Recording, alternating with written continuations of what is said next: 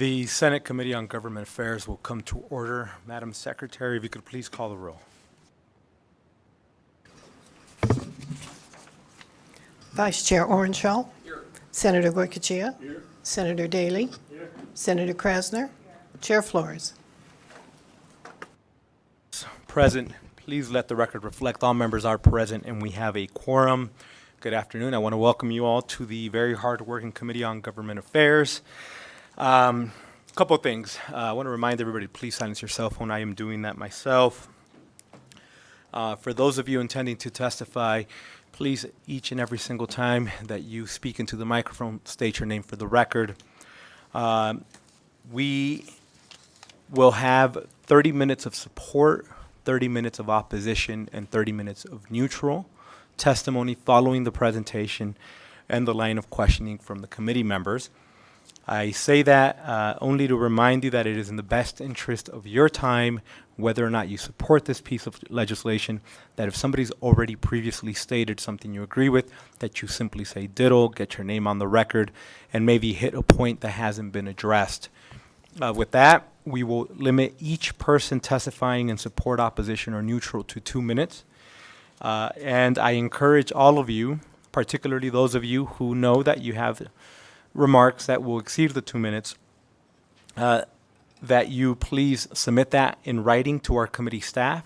They will ensure that it gets uploaded so that we could have the full breadth of your support or opposition.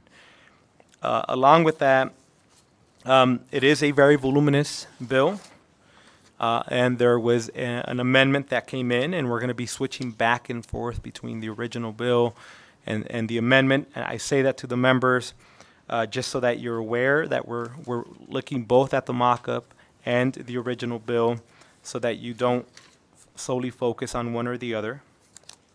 And I also want to remind folk that we do have an overflow room in 2135. For those of you who are standing, obviously you're more than welcome to remain standing, but know that you're not obligated to do so. We do have another room that can provide you a chair. With that, I'd like to open up the hearing on Senate Bill 431. Good afternoon and welcome.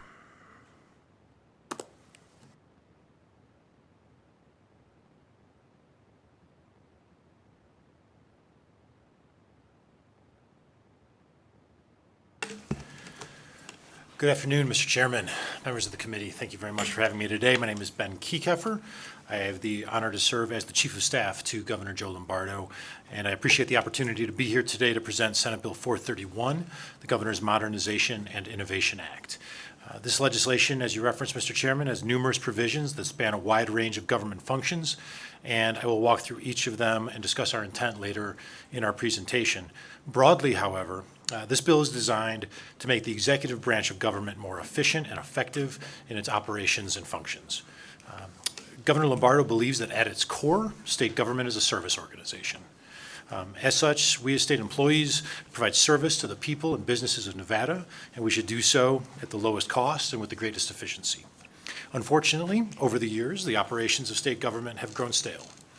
There are too many restrictions on how we operate. It is too difficult to hire people. It is a burdensome, paper-intensive process to make simple, low-dollar changes to legislatively approved budgets. There are strong disincentives to seeking federal grants. Our workforce development infrastructure is diluted. We have serious salary compaction within state employee pay scales, and as our budget grows, we need to save more for a rainy day. These are but a few of the issues that Senate Bill 431 seeks to address, and these are not new problems. Issues surrounding the drawdown of federal grants have existed since at least 2011 when, as a freshman in the state Senate, I sponsored legislation to address one of the very issues we're looking at today. Here we are in 2023 trying to address the same problem. Nothing has really changed. But change is good, and we have to modernize our state government. If we want to if we want to be able to respond quickly to the problems our constituents face and address the broader needs of our state. This bill aims to make us more nimble, more strategic, and more responsive. Governor Lombardo believes that these are the traits that should embody Nevada state government. As I've said, many of these issues are both well-known and persistent. And I'd like to turn it over to two former gubernatorial staffers from different administrations, Marlene Lockhart and Daniel Stewart, to tell you a little bit about their experiences in government, specific to provisions of this bill, and why they believe modernization is necessary. Following Danielle and Marlene, I'll invite one panel of individuals to come up as a part of our presentation to talk about their support of Senate Bill 431, and then I'll be back up with our Deputy Chief of Staff, Jim Wells, to give a more detailed overview of the legislation and answer any questions the committee may have. Thank you, Mr. Chairman. Marlene. Thank you, Mr. Chairman and members of the committee. My name is Marlene Lockhart, and I'm here representing myself. From 1995 to 2000, I was the CIO, or Director, for Information Technology for the state of Nevada. I served in that capacity under both Governor Miller and Governor Gwynn. I recently listened to the hearing on the status of the Smart 21 project and felt compelled to speak out. It appeared that many of commonly accepted best practices adopted years ago in this state in software development had been abandoned or were even being discussed as a brand-new concept. A critical proposal contained in SB 431 is to take the CIO and the technology function out from under the Department of Administration to report directly to the governor. The complexity and rapidly evolving nature of IT requires specialized expertise and resources. The creation of an independent office for information technology to support state government is a vital step towards building a more efficient, effective, and innovative IT ecosystem. It will enable state agencies to leverage the full potential of IT to enhance service delivery, drive innovation, and achieve better outcomes for citizens. One of the first initiatives I undertook as the state CIO was to remove it from under the Department of Administration and created an independent Department of Information Technology to better facilitate and coordinate collaboration among state agencies, aligning IT projects, standards, policies. We eliminated most of the many duplicative silos operating in isolation, and we were met with extreme resistance from state agencies and the age-old turf battles that end up being very costly to the state. We streamlined the IT procurement process. In fact, we had our own contract staff who developed expertise in technology contracting. We would never have approved a time and materials contract for an IT project. We tried very hard to have our assigned Deputy Attorney General to have specific expertise in IT contracting. As a result, we implemented required mandatory project management training and created a competency center.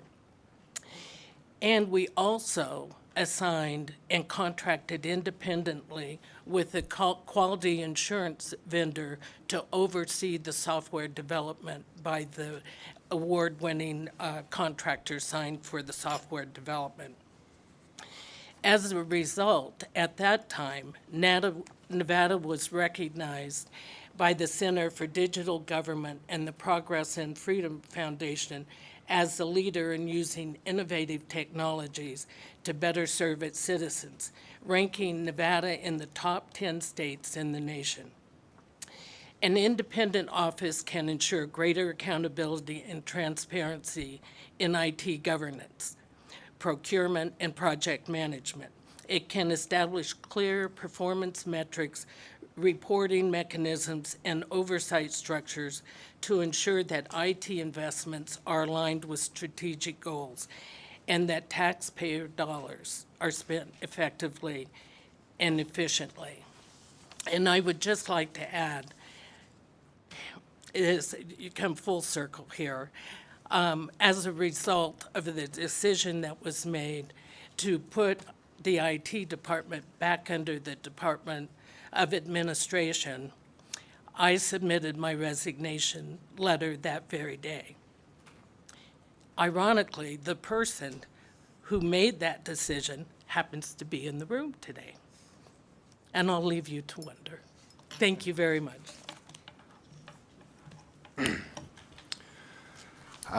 Good afternoon, Chair Flores, members of the committee.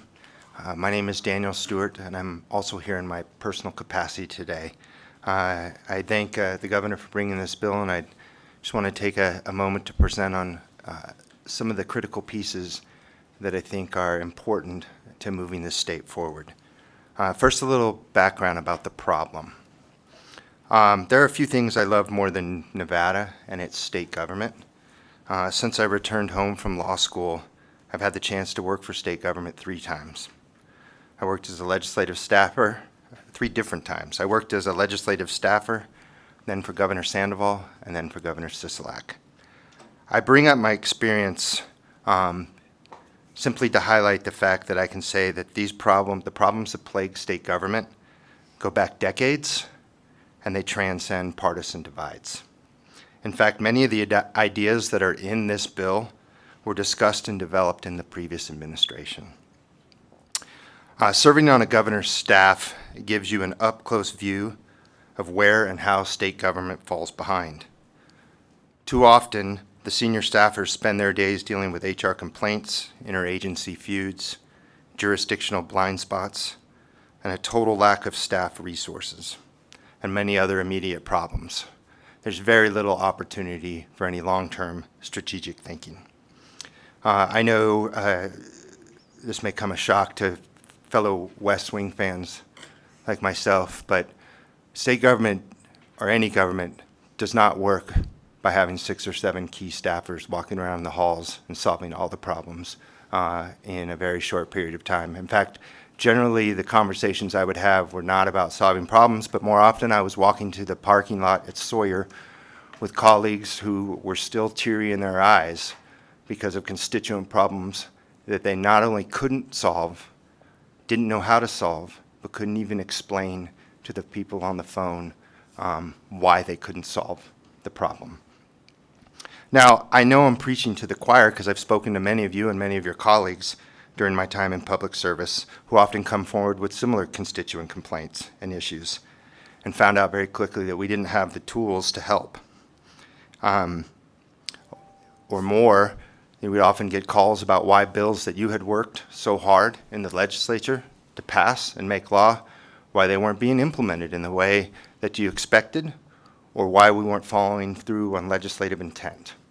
And those were difficult conversations. Now, I want to be clear. The problem is not caused by our amazing state workers. We are unbelievably fortunate to have so many dedicated and talented public servants who are willing to forego lucrative employment options to serve Nevadans. Quite frankly, our state government is held together by our amazing state employees and maybe a little bit of duct tape. It seems it's a miracle that we make it through each month without a major issue. The problem is structural. We have a state government that was built for the 1800s. It's trying to run in 2023. The consequences of an ineffective state government is not a burden shared evenly by all Nevadans. Our most marginalized communities, or anyone else that can't afford a lawyer or a lobbyist to help them, are most hurt when our government misfires. So I'd like to just talk about a few of the portions of SB 431 that I think demonstrate the larger attempt to fix state government, make it work better, but also some very specific fixes. First is eliminating the pay cap. There's been a piece in Nevada state law for years that says no state employee except for, I think NG is exempted because they're always exempted from things, but NG employees are exempted, and I think the chief medical officer. Other than that, state employees are, at least in the executive branch, can't make more than 95% of the governor. Now, I think the governor's salary currently is set somewhere in $140,000.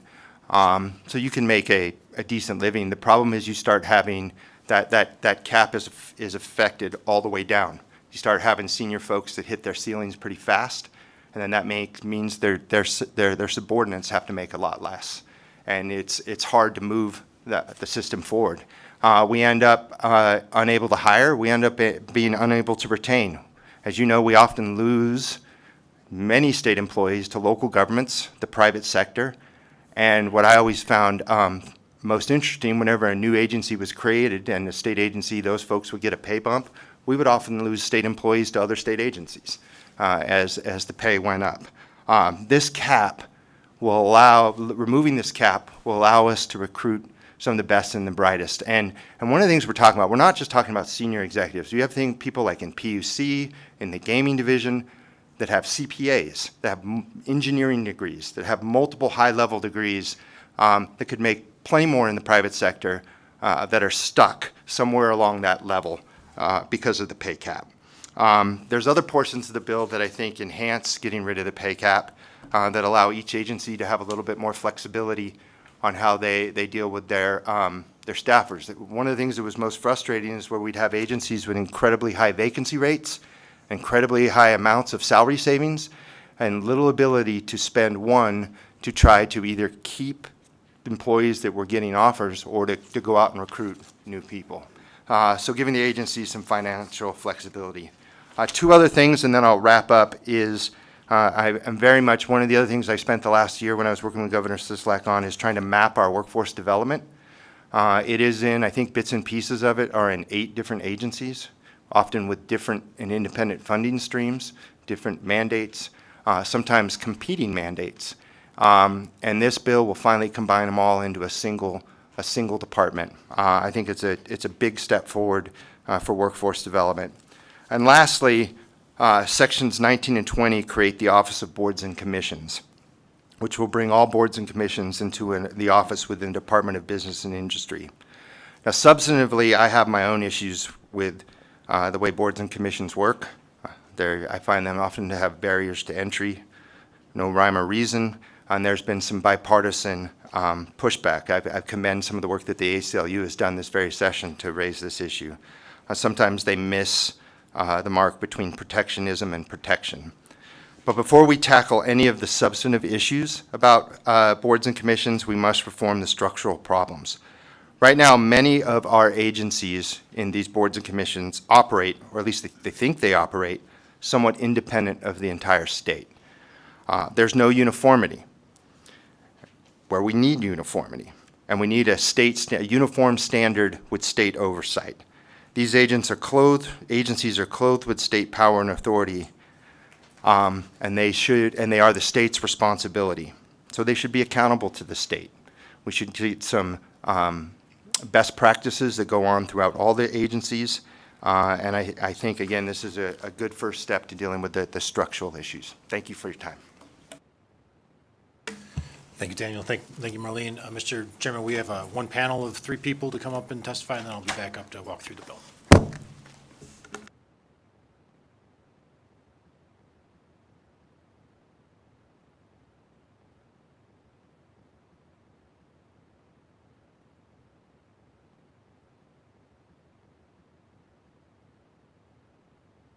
Good afternoon, Mr. Chairman, members of the committee. My name is Josh Hicks. I'm with McDonald Carano.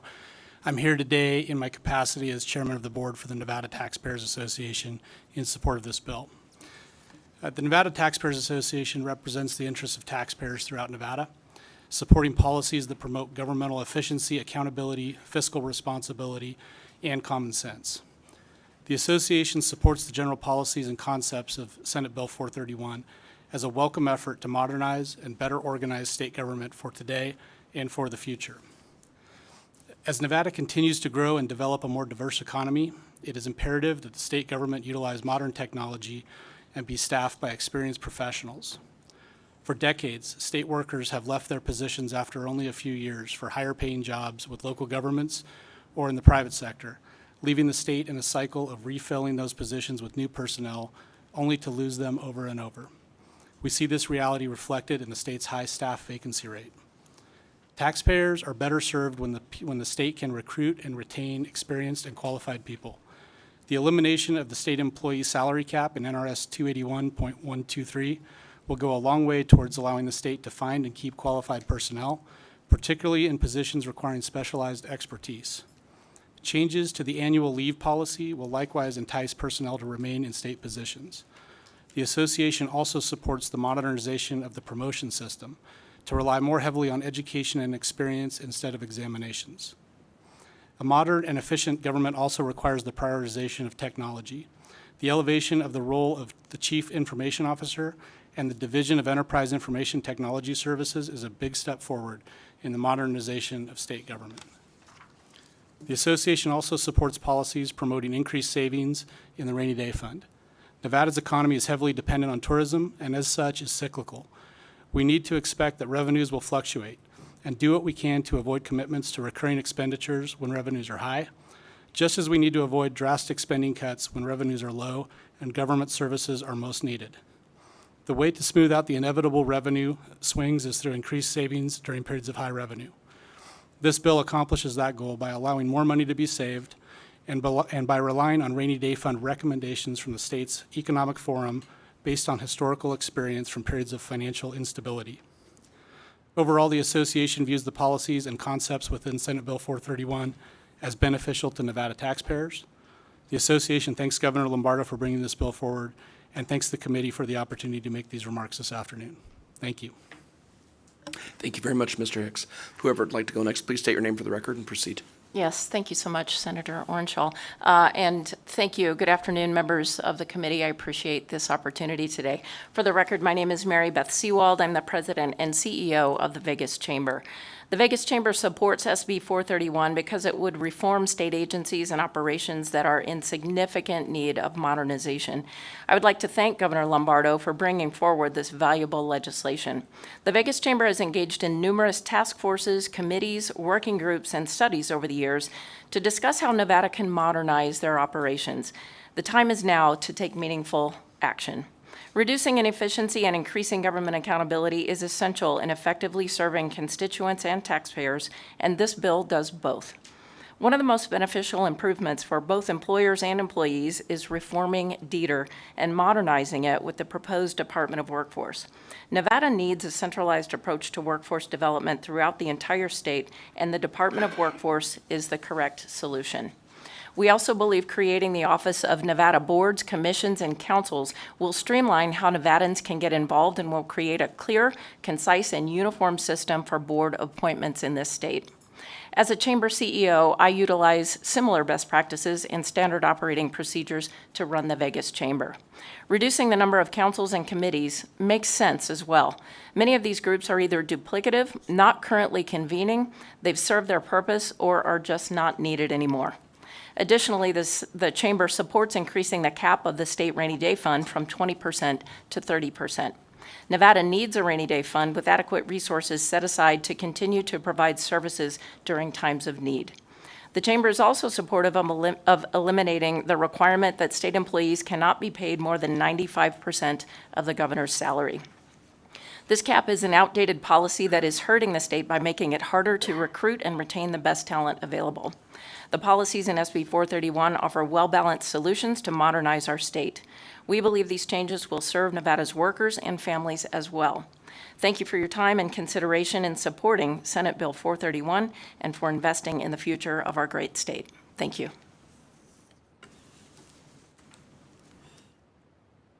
Good afternoon, Chair and members of the committee. My name is Maureen Schaefer, and I'm the Executive Director of the Council for a Better Nevada. And we support SB 431, and we thank Governor Lombardo and his staff for bringing this important bill forward.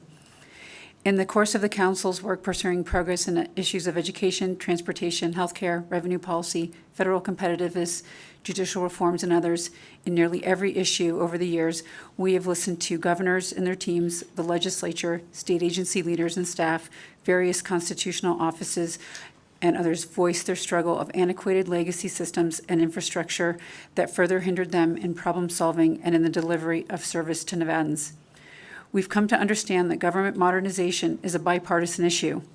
We all live and function from the same platform, and it takes power, opportunity, and the future away from all of us should we fail to embrace continuous improvements like other states do and have learned to understand is important, that systems need to stay competitive and relevant.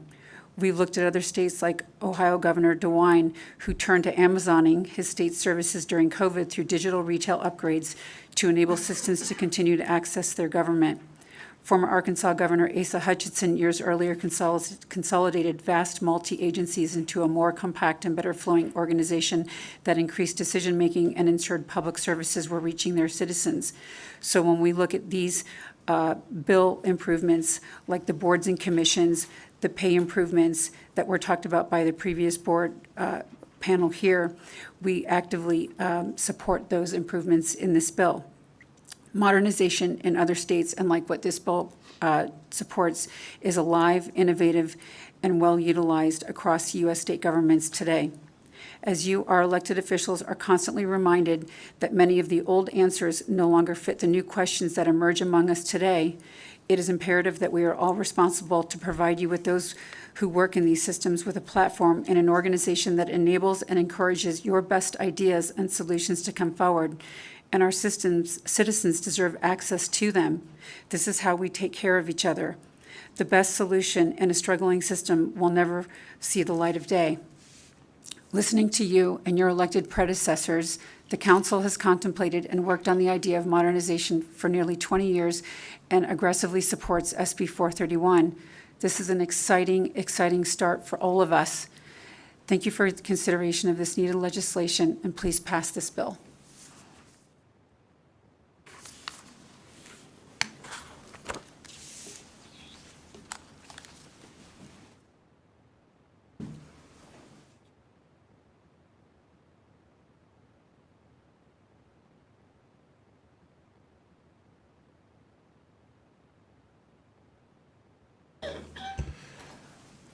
Mr. Chairman, again, for the record, Ben Kiekofer, Chief of Staff to Governor Joe Lombardo. As you had mentioned in your opening comments on the hearing, we did present a proposed amendment number 3618 to Senate Bill 431. I'm going to go out on a limb and thank Ms. Clarkson for her work on helping put together that amendment, and as well as the bill as it was originally presented on March 27th.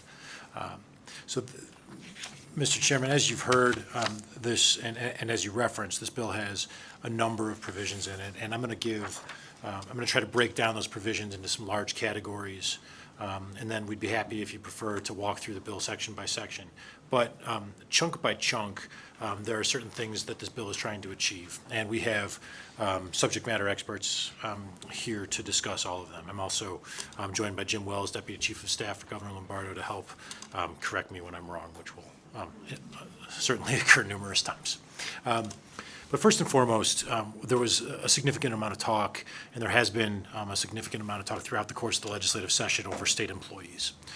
We need to take better care of our state employees, and we also need to create more efficient ways to get state employees onboarded, promoted, and give them chances to succeed within the state employee structure. The talk of the salary cap is one that has been discussed often, and we've decided to try to tackle it because it is currently creating serious compaction issues on the state employees' pay scale. And what I mean by that is that it is now difficult to consider raises for employees before they start making more than their supervisors. And the downward pressure that comes with the pay cap is incredibly problematic as we evaluate increases in pay for state employees and what that does for those supervisory positions. We believe that it's important to ensure that supervisors still make more than their subordinates, with the exception of the governor. And we feel that this cap, that eliminating this antiquated cap will help us create a more effective pay structure for all state employees to maintain that differential in supervisor and subordinate, and pay people what, not always what they can demand in the private sector, but what will bring them into state government. Importantly, one of the governor's first executive orders directed our new Department of Administration Director, Mr. Jack Robb, who's behind me and can talk about this more thoroughly, to review what is creating some of our significant vacancy rates within state government for state employees. And he has come back through his process with a proposal to overhaul Chapter 284 that talks about the hiring of state employees. And this changes the system to an evaluation of experience and education rather than an examination process. The current laws surrounding state employees were written seemingly under the presumption that everyone wanted to come work for state government, and we were going to be fighting people off. That is not currently the case, and we need to be more efficient and nimble in how we onboard people into state government. It was referenced prior, but the ability to double the amount of accrual leave from 30 days to 60 days, we think is appropriate for state employees, and also allow state employees to take annual leave within their first 6 months of employment with the state. Currently, if you get hired by the state, you're not allowed to take a day off for half a year, despite the fact that you've accrued time. We just simply think that's inappropriate. Excuse me. So that summarizes the provisions regarding state employee management, Mr. Chairman. The second big piece in this bill it regards state, I'm sorry, go ahead. And I apologize to cut you off. Just in the interest of questions, and so that we don't forget any, as you hit a bulk, we'll have a couple questions come in, bulk, and we'll do it that way. That's perfect. Thank you. Go ahead. Please, Senator Daly. Thank you, Mr. Chair, and thank you, Mr. Keycaffer, for coming. And I may have some other questions on the employee part as we get through later, and I look at some of my notes, because I know it's further in the bill. But just broad level, so when we're talking about removing the cap, which I understand is probably not the worst thing in the world, so how and who under this proposal, if we just get rid of it the way you're saying it's gone, are you planning on raising the governor's rate so nobody's above the governor? I'm asking the question. So leave the governor where he's at. I think you said, the other gentleman said 140. I thought you said 170, but. Yeah, thank you, Mr. Chairman. Ben Keycaffer for the record. Sure, the governor's salary is currently about $170,000. I'd have to double check that. But the way we have state employees' pay scales banded right now is on a step and grade scale, as you're aware. So state employees' salaries are fixed within that scale. And then you have, for classified employees, you have unclassified employees that are funded within the unclassified pay bill. And then you have a limited number of non-classified employees. All the governors, all the executive, constitutional officers, employees are non-classified. So within those three categories, the ones that are fixed and where we're having the greatest amount of problem is within the classified service, oftentimes bumping up against those who are in unclassified service. There's certainly no intent on this to go in and increase the governor's salary, nor do I think we could. But I think those dynamics would remain in place between non-classified, unclassified, and classified employees. So the dynamics stay in place, various things. And so you leave the governor at where he's at, let's just, for example.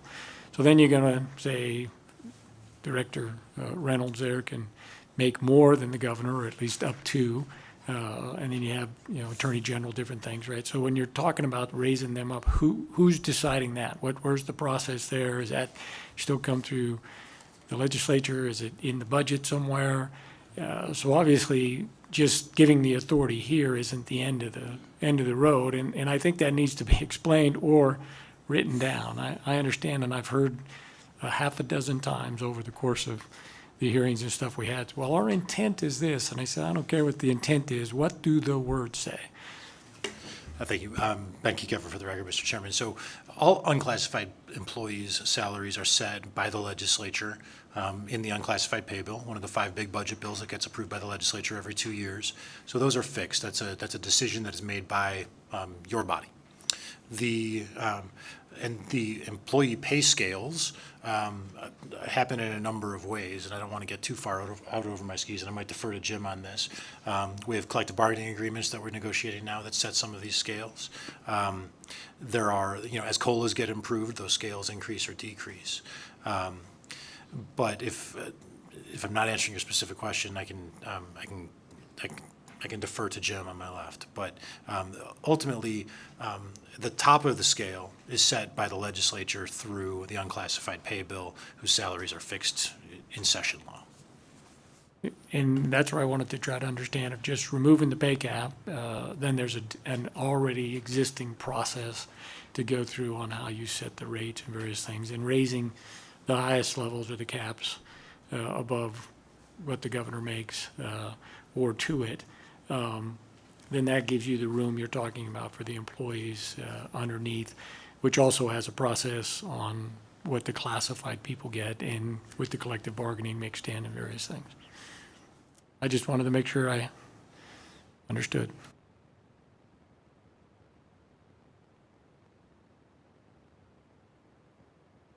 Yeah, Mr. Chairman, to you and through you to Senator Daley. Jim Wells, for the record. I serve as Deputy Chief of Staff to Governor Lombardo.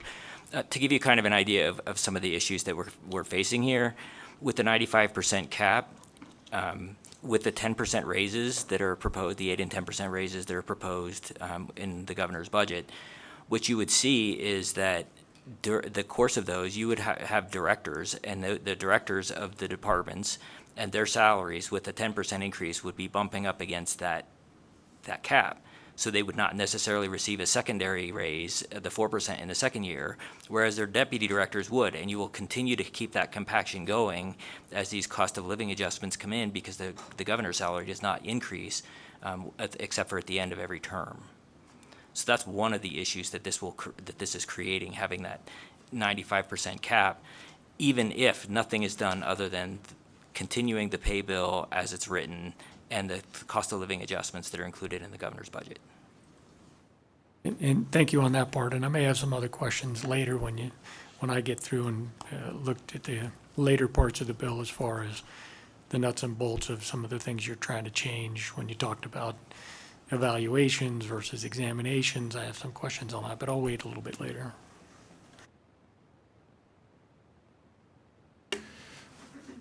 Mr. Chairman, Ben Kiekefer for the record. The second big piece of the bill, as we conceive it, relates to state fiscal management. There was significant discussion during earlier parts of the testimony regarding the state's rainy day fund. The rainy day fund is currently capped at 20% of general fund appropriations, and our proposal is to increase that to 30%. The governor has also fully funded that increase within his budget request, using cash on hand to max out our rainy day fund. And by the end of the biennium, we believe that we would hit that 30% cap. And we think that that is appropriate as we look to the future and ensure that our rainy day fund is funded to a level that can sustain us through a future downturn. We've seen in recent special sessions how quickly we can run through our rainy day fund and still have to make what are incredibly painful cuts to the operations of state government. Providing a glide path of a stable and sizable savings account for the operations of state government, we believe makes sense, and it's something that the governor has funded fully in his budget. It also revises the calculation for how deposits to the rainy day fund are made. Current statute outlines both a 1% trigger for general fund revenues, but also a trigger when ending fund balances come in greater than 7%. Currently, anything above 7%, 40% of that excess is transferred to the rainy day fund. This bill creates an escalator so that if revenues come in above, if ending fund balance is greater than 9%, a larger portion of that excess is transferred to the rainy day fund. And then again, it triggers at 12% and 15%. So we are trying to create an escalator so that as we have a greater ending fund balance, we transfer more of that into savings. The rainy day fund is something that we also want to take a greater review of. And this bill charges the Economic Forum with creating a stress test for us to truly look at what it would have taken to sustain us through recent downturns and try to size the rainy day fund appropriately based on historical experience. The 30% figure that we've calculated, we feel is appropriate, but I think it also makes sense for us to go back and ask the panel of economic experts that we use to project our general fund revenue what we may need for future downturns based on historical experience. So this charges the Economic Forum with creating that stress test, and we think that's an appropriate role for that body. This bill, amongst that 10% increase from the 20% to 30%, the governor's proposed dedicating 5% of that to what is called the Nevada Way account. This is an account that is dedicated to helping fund transformative projects that can help the state reduce its reliance on its existing tax structure. And diversify our economy. So these could be critical infrastructure projects. They could be public-private partnerships, public-public partnerships, but it provides a flexible bucket of money that the state would be able to use throughout the interim and to help grow our state in ways that we think are appropriate. The Nevada Way Advisory Committee is also created. This was originally devised to have a governance committee that included legislators and the governor. We were pointed out again that was probably unconstitutional based on separations of powers. So we have an advisory committee, and ultimately those decisions will be made by the governor. When it comes to the receipt of federal funds and federal grants, Mr. Chairman, this bill does a couple of things. First, it contains a legislative pledge not to require state agencies to give back general fund when they draw down federal grants. What's generally referred to as Section 7 reversions through the Authorizations Act says that if a state agency draws down a federal grant that funds an objective that is otherwise funded with general funds, they're required to revert those general funds back to the state. It serves as a strong disincentive to applying for federal grants, considering the amount of work that goes into that application. Additionally, this bill increases the threshold for interim finance committee approval of federal grants before they can be expended. As it comes to the IFC, Mr. Chairman, this bill clarifies that the function of the IFC is not to interfere with the executive branch functions of state government. Additionally, it increases thresholds for changes to authorized appropriations that are previously authorized by the legislature through the full session, Mr. Chairman. So it increases from $30,000 to $100,000 initial changes to budgets, and then for cumulative changes, those would increase from 10% to 25% or up to $500,000, Mr. Chairman. It also removes IFC from needing to approve federal grants that are being booked into non-executive budget accounts. Those are probably the big items, Mr. Chairman, that relate to state fiscal management that are in this bill, and I'd be happy to answer questions about those.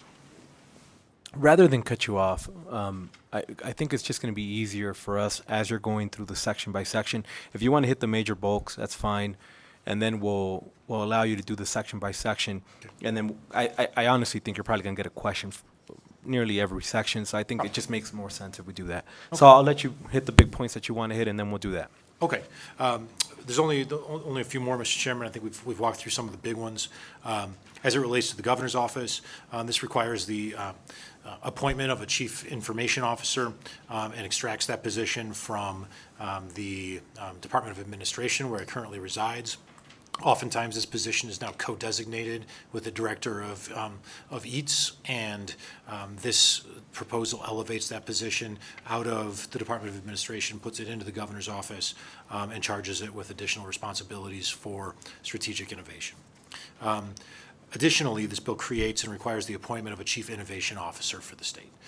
And this position, as outlined in the in the bill, will focus on a lot of the strategic vision as it relates to state operations and state employee management. It talks a lot about state HR functions and creating a long-term stable workforce for the state. Within, as it comes to workforce, Mr. Chairman, there's been reference made as well to the change from DETR to the Department of Workforce. This proposal is designed to consolidate all of the various workforce components in state government into a single department and ensure that they are coordinating and functioning collaboratively to streamline the workforce needs of our state. Importantly, Mr. Chairman, this bill creates a transitional period for the Director of Workforce to evaluate the needs following this change and then come back to the legislature in 2025 with any additional requests for statutory change. A few more minor a few more components of the bill, Mr. Chairman. It relates to the Office of Boards, Commissions, and Councils, which is created within the Department of Business and Industry. Mr. Stewart referenced this piece of the bill. We feel that getting all boards and commissions into sort of a single house that can create efficiency, it can create consistency, and there will be greater transparency and reliability on the operations of the back end of those boards and commissions for public noticing, public records. This does not change any board's authority, doesn't change their revenue structure, doesn't change their staffing. This is an effort to consolidate sort of those administrative functions to create consistency throughout the state. This bill, Mr. Chairman, also eliminates or limits the power of the governor to designate an emergency to 90 days. This is something that the governor talked about during his campaign, and we believe it's important to be consistent with what the governor campaigned on. We are proposing to limit the governor's emergency declaration powers to 90 days in this legislation. Those are some of the big pieces, Mr. Chairman. Happy to answer any questions. As I said, we've got a whole slew of subject matter experts in the room who can address the specifics of any questions you may have. You referenced the amendment. There has been significant discussion in previous hearings, primarily related to the budget, regarding the creation of cabinet secretaries. This proposed amendment removes those cabinet secretaries from the office of the governor. And that is probably the biggest change within this amendment as you've seen it. And I will leave it at that, Mr. Chairman. Fair enough, and I appreciate the presentation, and I thank you for that. Members, in the interest of keeping us structured, because it is a voluminous bill, and I would hate for us to be jumping around back and forth through sections, what we can do is I'll highlight a few kind of broad topics that you've hit with some sections, and then we'll open it up for questions like that. I think it'd be easier. So I'll start off just, and thank you for striking out through 7. I think there was a lot of heartburn, and it saved us a lot of questions.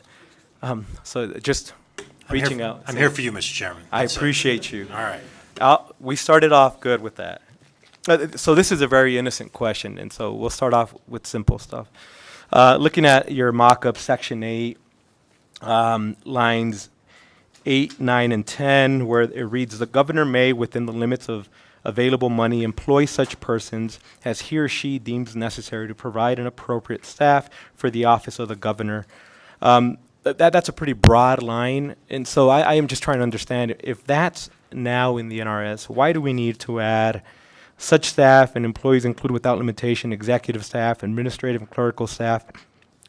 My read is that you can do this now. I'm just trying to understand why we're adding this language. Yeah, so that's certainly Ben Kiekefer for the record, Mr. Chairman. I think you're correct. We had originally included this section to designate cabinet secretaries as they were being outlined in the previous sections of the bill. But ultimately, current law gives the governor broad flexibility in how he creates his staff. And I think that all of these positions can be and are oftentimes created under the different administrations that have come before us. Understood. And again, because there's so much in the bill, And if it's not necessary, maybe that's just one more thing that we can remove if we don't really need it. But next, we'll go to Senator Daly, please. Thank you, Mr. Chair, and some of my questions are innocent and some of them are not. So. So I'm trying to understand, and I see that same broad language that the chair was just speaking out. And obviously, you have clerical staff and some of these analysts and, all of the stuff. Chief of staff is not outlined in here, but he can clearly have one, right? So I'm kind of looking and saying, okay, where are we at? And it already had that the governor may appoint a chief information officer. And I guess part of my question, and we'll just figure out how we're doing this and everything. And I guess it's a legislative versus, executive branch deal, right? So I'm trying to avoid, you remember Ghostbusters, right? Don't cross the streams, right? And don't cross the streams, right? So we need to keep that separation. So if we have something that you're setting up like this, and then there's no structure behind it, like if you have, Department of Business Injury or the Labor Commissioner or the Contractors Board, they all have their own statute and they have all of their rules and their process that they do. And I understand you're trying to streamline some of that, but if this just goes into the governor's staff without any framework, we don't dictate what governor's staff, is allowed to do or not allowed to do. So I'm just saying it seems like it's crossing the streams to me. Crossing the streams is bad, right? Certainly, look, I think it's important, just like the legislature probably doesn't want the governor telling them how to staff their branch of state of government. We certainly don't want the legislature telling the governor how to staff his office. And if your desire is to take these pieces out to ensure that we don't cross the streams, that's comfortable with me. And I understand it's under the administrator, which is in the Division of Enterprise Information Technologies, and I know Ms. Lockhart said as soon as they did that, she resigned, right? So are they not doing a good job? I mean, they're still part of the executive branch. They have people there. They have a direction. They have legislative authority, or, like I say, you got the legislative branch, which sets the policy and appropriates the money, and then the executive branch is supposed to carry out the policy that's established by the legislature. So where's the breakdown? How come they're not doing what they're supposed to do? No, I see. I'm sorry. Ben Kiekefer for the record, Mr. Chairman. I think I misunderstood your last question, Senator Daly. So look, there are offices created within the office of the governor throughout statute now. There may not be specifically referenced in this bill. The governor's office of finance. We have the governor's office of New Americans. We have, there are offices that are created by legislation over time. And, those are created based on a policy of the legislature to elevate that issue into an office within the governor's office. And our position on this office in particular is that it's important for it to be elevated based on the IT needs of this state as we currently find them. So giving it that additional direct report into the governor's office rather than through another layer in the Department of Administration brings it to that level of prominence. And I appreciate that. And what I'm trying to get to, or maybe I'm not communicating well, for instance, we have the governor's office on economic development. But then within that, there is structure that was authorized, what they can do. They can't just do whatever the governor says. They have rules that they have to follow, and I don't see any of that for this or the boards and commission positions that you're trying to start. There's no accompanying structure that you're proposing for the legislature either to say yay or nay on. You're just saying, let's just give us this office and we're going to have a new one and they're going to be over people and they're going to do something. And apparently they're going to be in the office of the governor, so they're going to do what the governor says, but there's no structure. And I, like I said, that's where I say you're crossing the streams.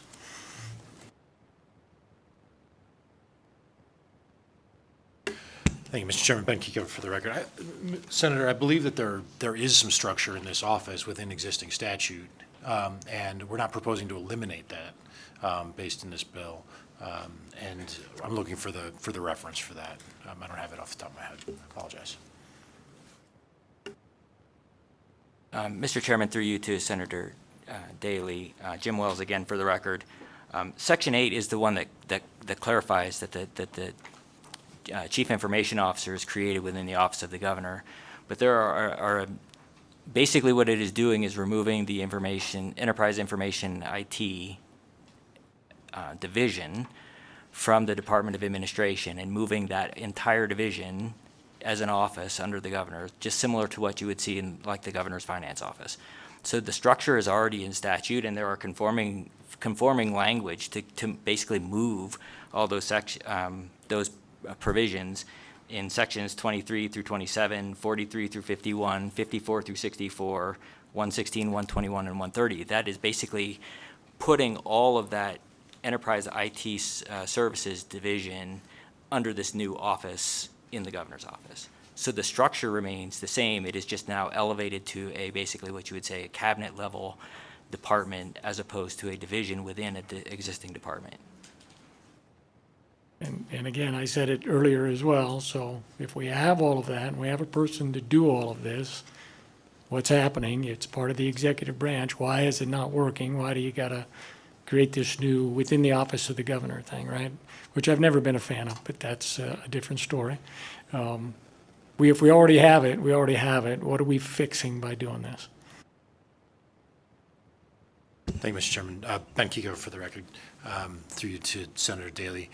Senator, I think that the effort here is to elevate the significance of the office and get a person into the position who is more actively and directly engaged with the governor and the office of the governor, so that we can, so that there are more regular levels of communication, and that the needs of the IT infrastructure of the state take a more prominent role in discussions of the highest levels of government. And I think that when that happens, you're likely to see greater attention paid to it by that office. Mr. Wells. Understood, but I'm sure the governor has the phone number of this guy. He can talk to him anytime he wants. Yeah, Mr. Chairman, through you to Senator Daley, one other thing I'll point out is that if you look at the existing language in Section 8. If you could just please state your name for the record. Jim Wells, Deputy Chief of Staff for the record, excuse me. If you look at the language on existing language in Section 8, it allows the governor to appoint a CIO that may be a different person than the administrator of the enterprise IT services. It's not always been the case, but there have been times in the past where that has been two different people, and you see that there is a difference of opinion between those two individuals, and that creates a conflict within the IT piece. So this is really kind of combining that into a single office instead of having that ability to have two separate people have two separate roles. Senator Goycochea, please. Thank you, Mr. Chair. And I guess I'm a little bit confused as I listen to the conversation going back and forth. Typically, and I understand where you're realigning, you're rearranging the deck chairs is how I'm looking at it. But in my mind, again, the governor is the one that, in most cases, it doesn't matter whether which one of these departments we're talking about. The governor is the one that director serves. He's the boss. He can terminate him. He selects that person. And what we're talking about, and so I guess I'm a little confused about, okay, the legislature, yeah, we set the budget, but again, those duties are defined by the governor. And what we're doing here is you're rearranging some of these departments, and again, some of them I like, some of them I wonder, but that's why you guys are getting the big check. But anyway, the bottom line is, who those department heads report to is what we're talking about, and clearly it looks to me like it's a cleaner path, and ultimately the governor is the one that selects whether you're working for DETR or any one of these agencies. The governor's the one that selects you. He appoints you. Thank you, Mr. Chairman. Ben Kiko for the record. Certainly, Senator Goycochea, the governor appoints the director of the Department of Administration. the director of the Department of Administration appoints the administrator over each. So it's a two-stepper to get to the governor at this point. He doesn't report directly to the governor. He reports to the department director. And this does move it into a parallel path so that there's a direct line of sight. And along those, so then the Director of Administration would in fact report to this new position in the governor's office, correct? No. Or am I misreading that? Yeah, thank you for the record. The Department of Administration remains. We're moving this division out from the department and putting it as an office within the government. Thank you. And members, we're still in Section 8. Again, I know you'll have questions in other areas. Just looking at your mock-up and looking at page 16 there, lines 8 through 26, the appointment of the Chief Innovation Officer. Walk us through that. You know, there's a lot in there. You're looking at a 10-year plan. So I just want you to walk us through where we at today and what we're fixing now. Thank you, Mr. Chairman. Ben Kiekever for the record. So the Chief Innovation Officer would be responsible for those subsections A through F, and it is designed to be someone who can think strategically about primarily the long-term HR needs of the state. If we're thinking about the Chief Information Officer, thinking about our IT needs, this is a person who's designed to be thinking strategically about the personnel that are going to be needed for our state. Just I think it was yesterday, earlier this week, the money committees, for example, approved a new pay study for the state. We've been experiencing through the budget process all of the issues that have grown over time because we have not had a strategic plan for state employee management. It creates issues where we have field service officers, for example, who are basically have very similar jobs in DETR, in DMV, and in the welfare division, who are on different grades and pay scales. They transfer between each other to get a small salary increase, leaving one department at a loss to another department's gain. These are inefficiencies within the personnel system that we are trying to address, that this specific position should be able to help us identify and remedy. So the idea is that we have someone in state government thinking about the long-term needs of our state workforce.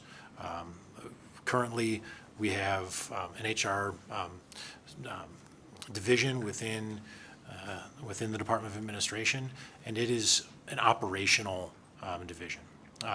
Not only that, they've been tasked with all of the new requirements of collective bargaining. This is someone who's supposed to be thinking strategically about what we're going to need to make the state work long-term. Senator Daley, please.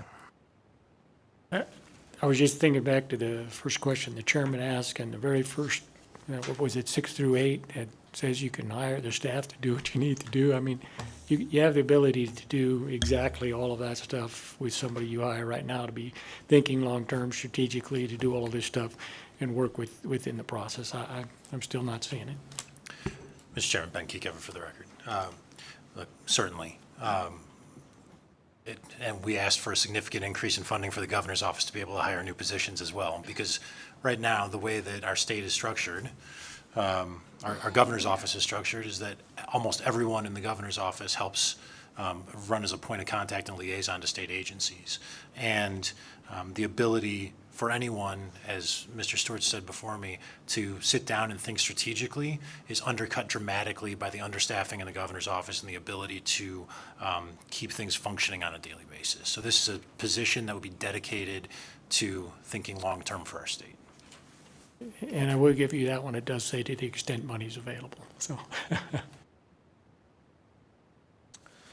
All right, members.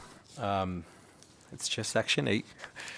And we had a few questions already, but I do appreciate everybody asking questions. But we'll go ahead and move on. And we can probably get into some of the broadband ready community certification program stuff, 14, 15, 16, 17.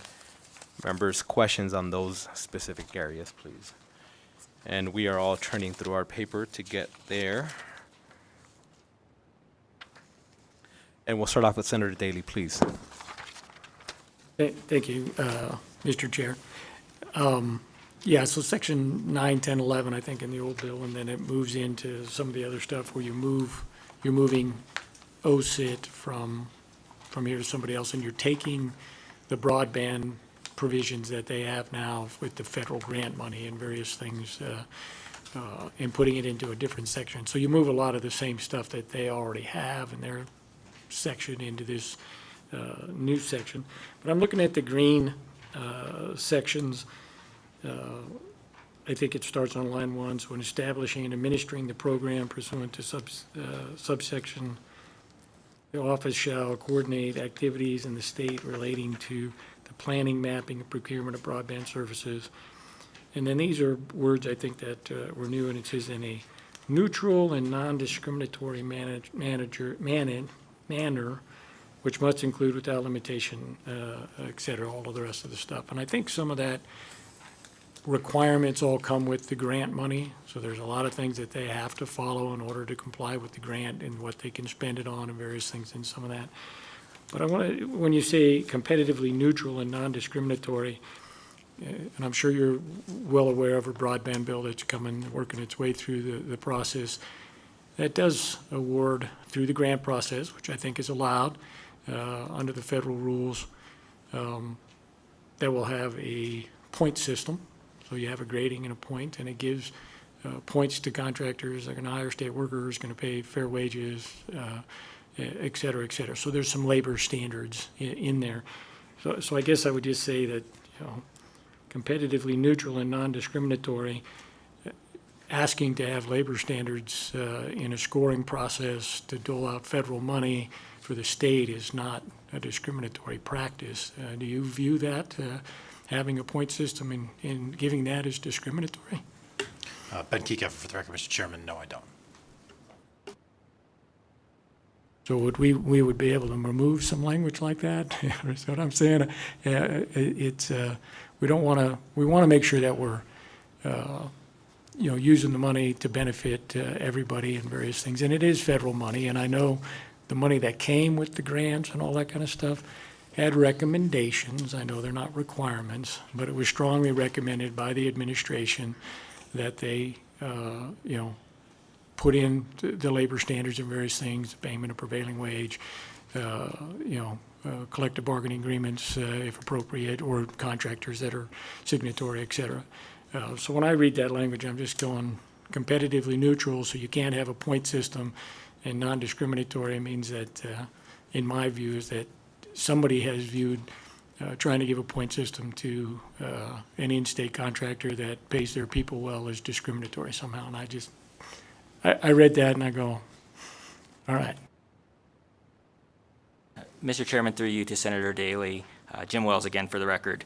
I will note that this is existing language in statute already. This language is in NRS 223-610, subsection 5.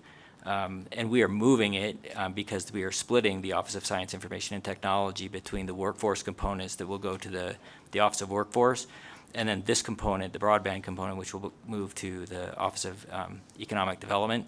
So we needed to move it from the governor's chapter where OSIT sits now to the GOED chapter where this component will reside. So this is already existing language in statute. And it shouldn't be. But word for word, it's existing language. And next, we'll go to Vice Chair Orenshaw, please. Thank you very much. Thank you, Chair, and thank you, Chief of Staff Kiekefer and Mr. Wells. My question in that same section, Section 14, page 18 of the proposed amendment, two questions, if you'll indulge me, Chair. Subparagraph G regarding the office shall collect and store data relating to agreements and contracts entered into by the state for the provision of fiber optic assets in this state. Is that data that's going to be collected and stored, will it be available to the legislature, or will it be available to the public?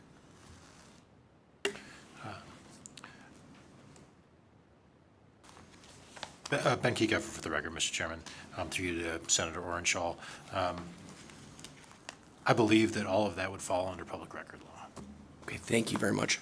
That gives me more comfort. And then My second question, that same section, is subparagraph I regarding the office establishing and administering a program of infrastructure grants for the development or improvement of broadband services for persons with low income, persons in rural areas of the state using money from the account.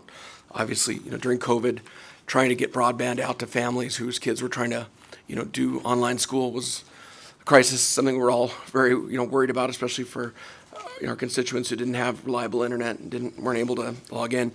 I just wonder, will this program, will there be any input from either the statutory interim committees, growth and infrastructure, or from the legislature, or is this going to be solely run through this office under the executive branch?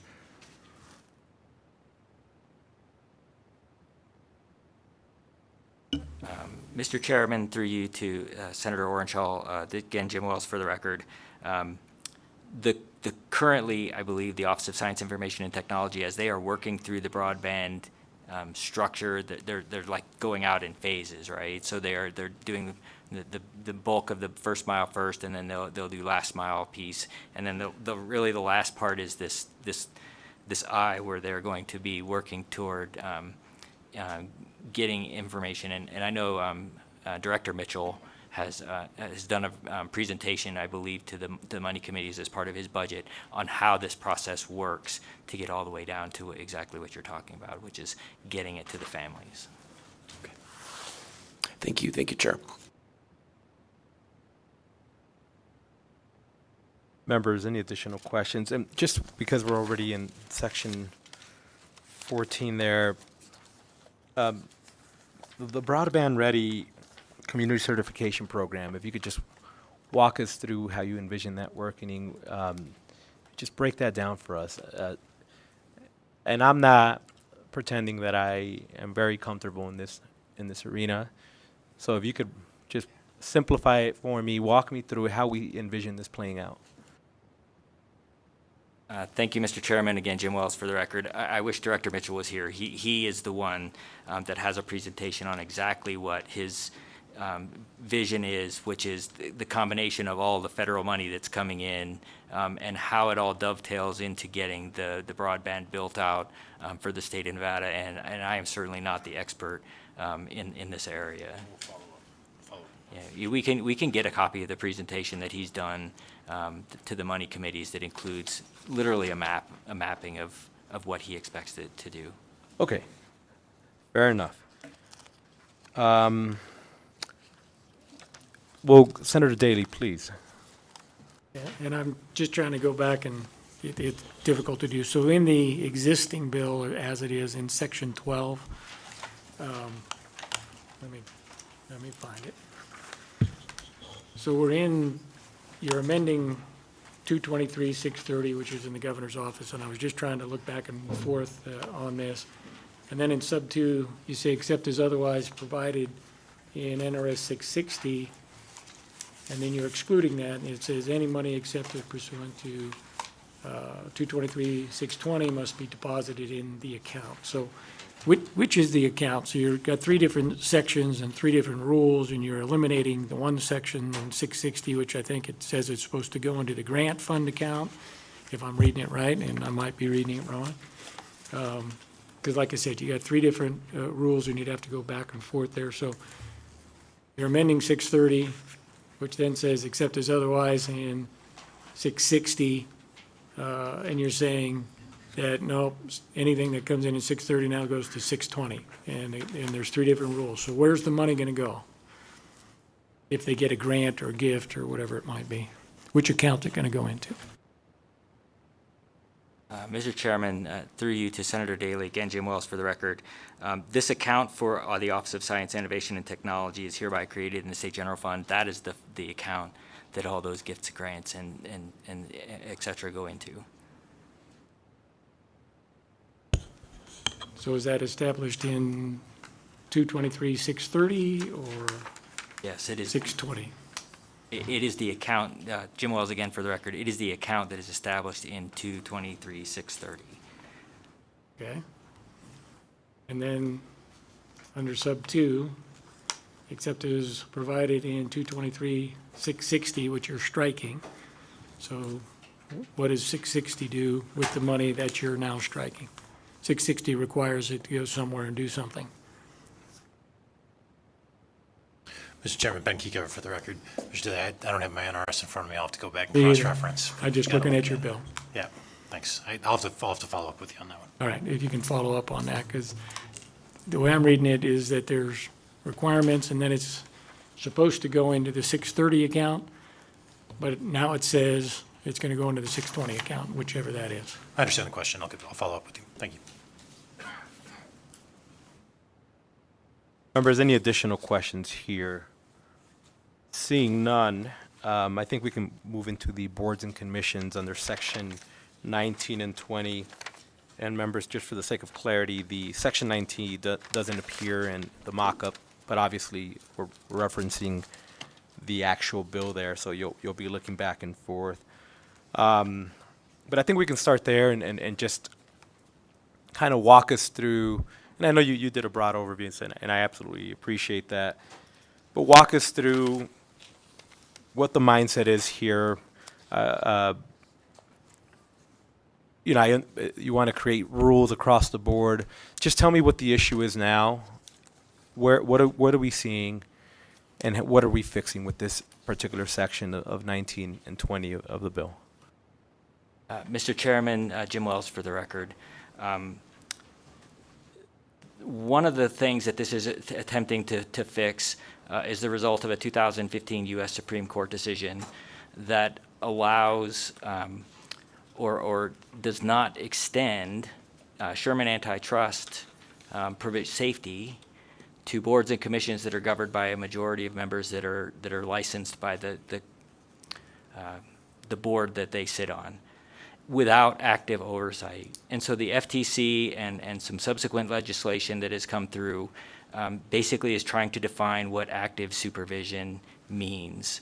And that active supervision needs to be by an independent person that is not subject to the licensure of the board that they are regulating, or the people that they are regulating. So this would allow for this new deputy director of the Department of Business and Industry to have that kind of oversight over these boards to extend the antitrust safety net that the state enjoys to the boards and commissions that currently do not.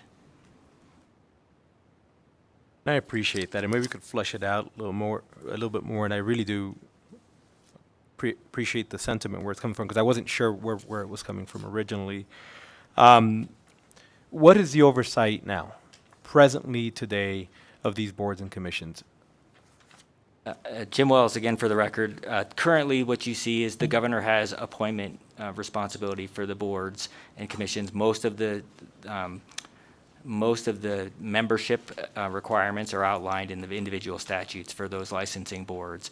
Most of them are subject to the Administrative Procedures Act that come through the Legislative Commission to adopt regulations.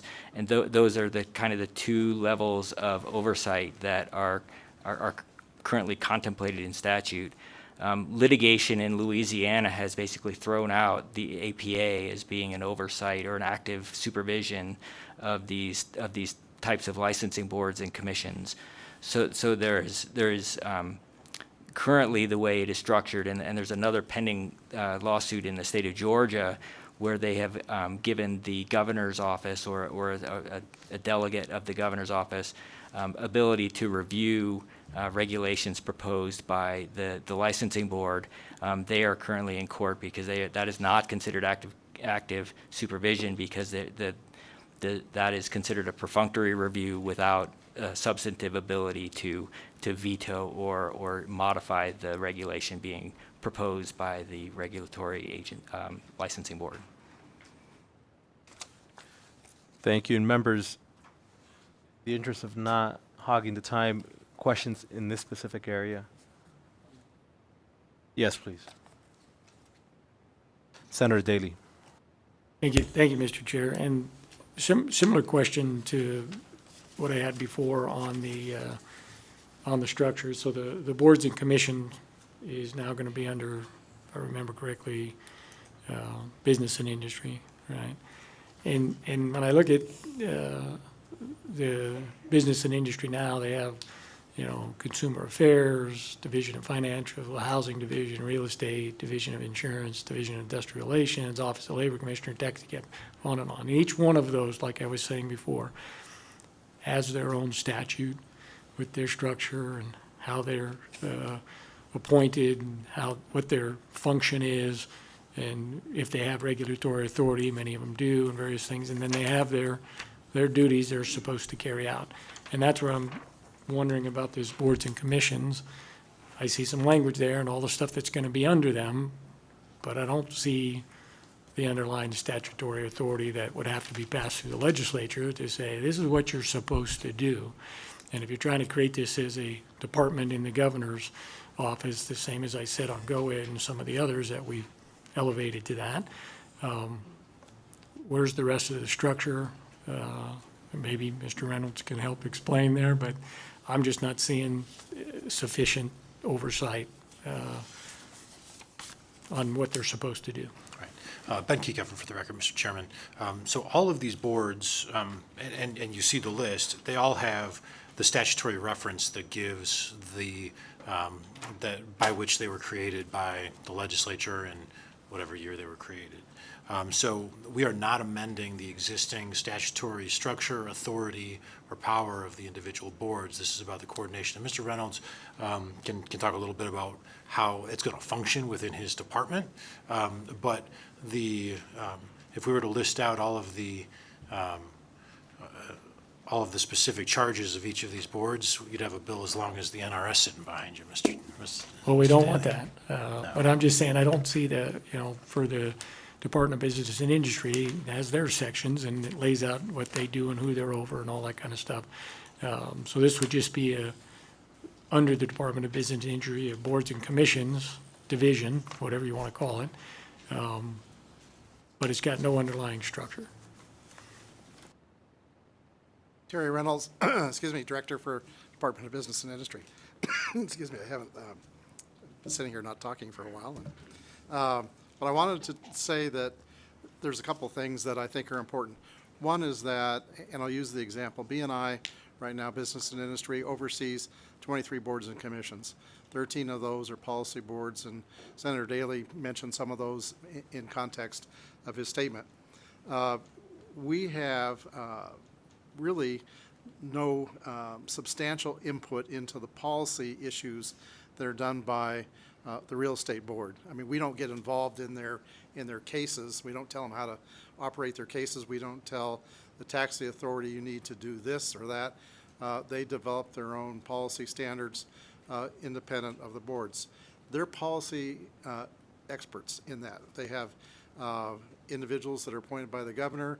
You have citizen members. You have occupational policy individuals who are or specialties, for example, in labor for apprenticeships, in real estate that are realtors, in insurance that are insurance providers or medical professionals that deal with insurance. They're the experts, and we're not going into, we don't regulate that policy area to tell them what to do. And I think that's an important thing to realize, and Chief of Staff Kiekefer mentioned that in his opening statement in terms of what this will do. The other thing that's important, though, is that when the Executive Audit Committee went through and looked at boards and commissions within the state and did a comprehensive review on that, they did recommend that we look at common administration standards, that boards were using the same administrative standards across the board. Now, one size not going to fit all, but I think it's important to have similar administrative practices by the boards and commissions. Similar standards for compliance investigations and for hearings. So if you have someone who has a disciplinary hearing, you want them to have the same standards for the investigation and for the conduct of the hearings that they have to determine whether they're going to be disciplined or not. The other thing is standardized internal controls, making sure that they have the same internal controls across the board, which I think is important, and I think you would agree, because not only do we audit those, you audit those too, to look at that. The other thing is standards for legal representation, making sure that they have adequate legal representation. They have standards for legal representation for those policy boards to make sure that they are not going, they're doing the right thing, that they're following the standards that they need to follow, that they're following the laws, open meeting laws, conduct of their meetings, the administrative hearings that they hold. The other thing that's also important is that there is transparency and consumer protection. Record keeping. Record keeping is very important, and transparency for the actions of those boards so that the public can see what's going on within the boards, I think, is also very important. The other thing that I think is, Nevada has not, and is working on it, but has not been in the forefront of, is reciprocity compacts. And I think that's something that as a state that we can work with these boards and commissions in terms of looking at where we can adopt compacts and have reciprocity with other states.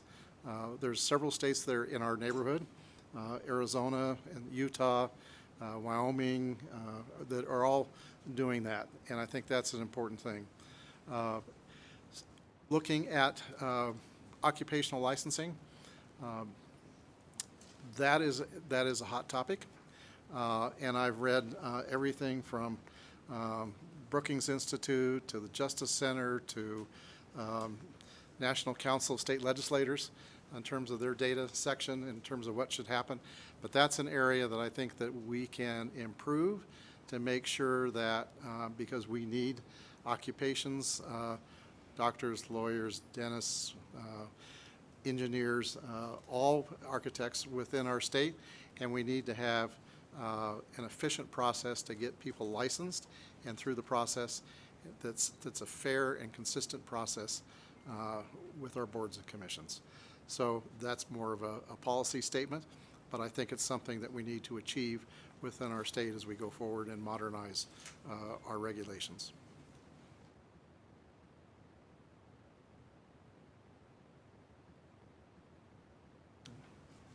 And thank you for that. And I'm looking at the mock-up here, staying in the same section, page 19, lines 12 through 14. It says, to the extent permitted by the Nevada Constitution and federal law, all boards, commissions, and councils of the state shall be under the purview of the office. And then it lists out that voluminous list. That language is not very common unless we know that there may be some issues. In other words, everything we draft into the NRS is always second to the Constitution, second to federal law, and we would probably have to put that disclaimer in every single section of the NRS if we went down that rabbit hole.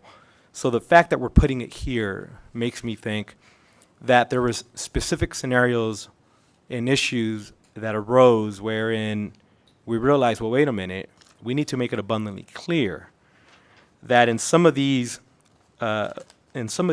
specific boards or commissions or councils, there may be some issues that we need to make sure that we are drawing a very clear line. Can you just address if those were identified, and or how that language came to be? Because I'm assuming that there must have been something where you realize there's an issue here and we need to just very clearly draw that line. If you could give us some of those examples. Yeah, thank you, Mr. Chairman. Ben Kiekever for the record. I believe the effort here was to ensure that we were capturing everything, and I think we went through all of statute trying to come up with a comprehensive list of what would be eligible. But for an example, one that wouldn't be is PERS, right? PERS is created by the Nevada Constitution, and so that board specifically is not included in here. So that's one that jumps out to me, that is not specifically captured, because it's a standalone state agency. So I think it was designed to be a catch-all, hoping that we caught all, but knowing that if we missed any, that they would still be included, as long as it was allowable, and any future that get created by the legislature. Understood. Thank you for that. Members, any additional questions in this particular section? Senator Orenshaw, please. Thank you. And I think perhaps my question's for the director.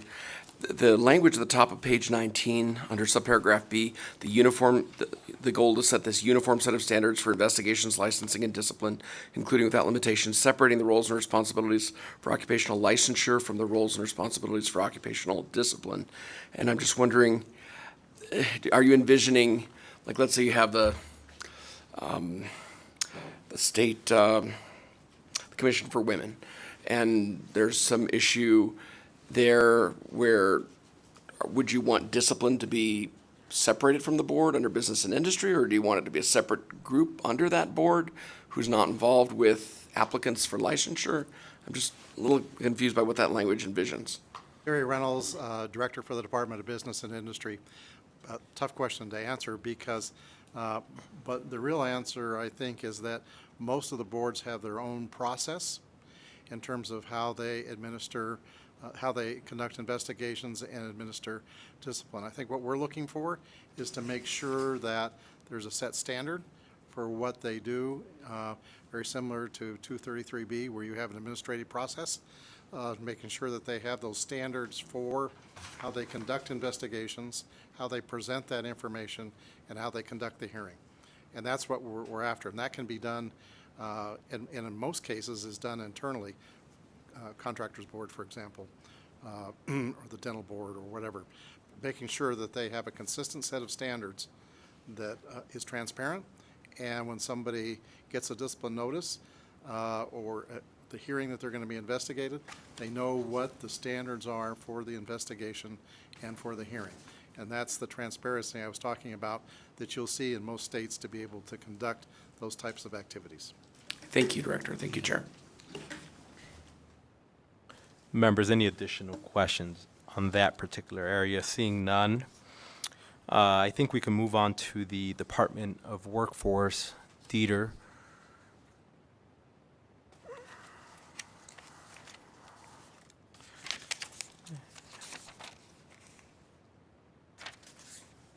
Mr. Chairman, Ben Kiko, for the record, I would point out that there are some revisions to this section made in the mock-up, and those were forwarded at the request of our director, Chris Sewell, who just seated to my right.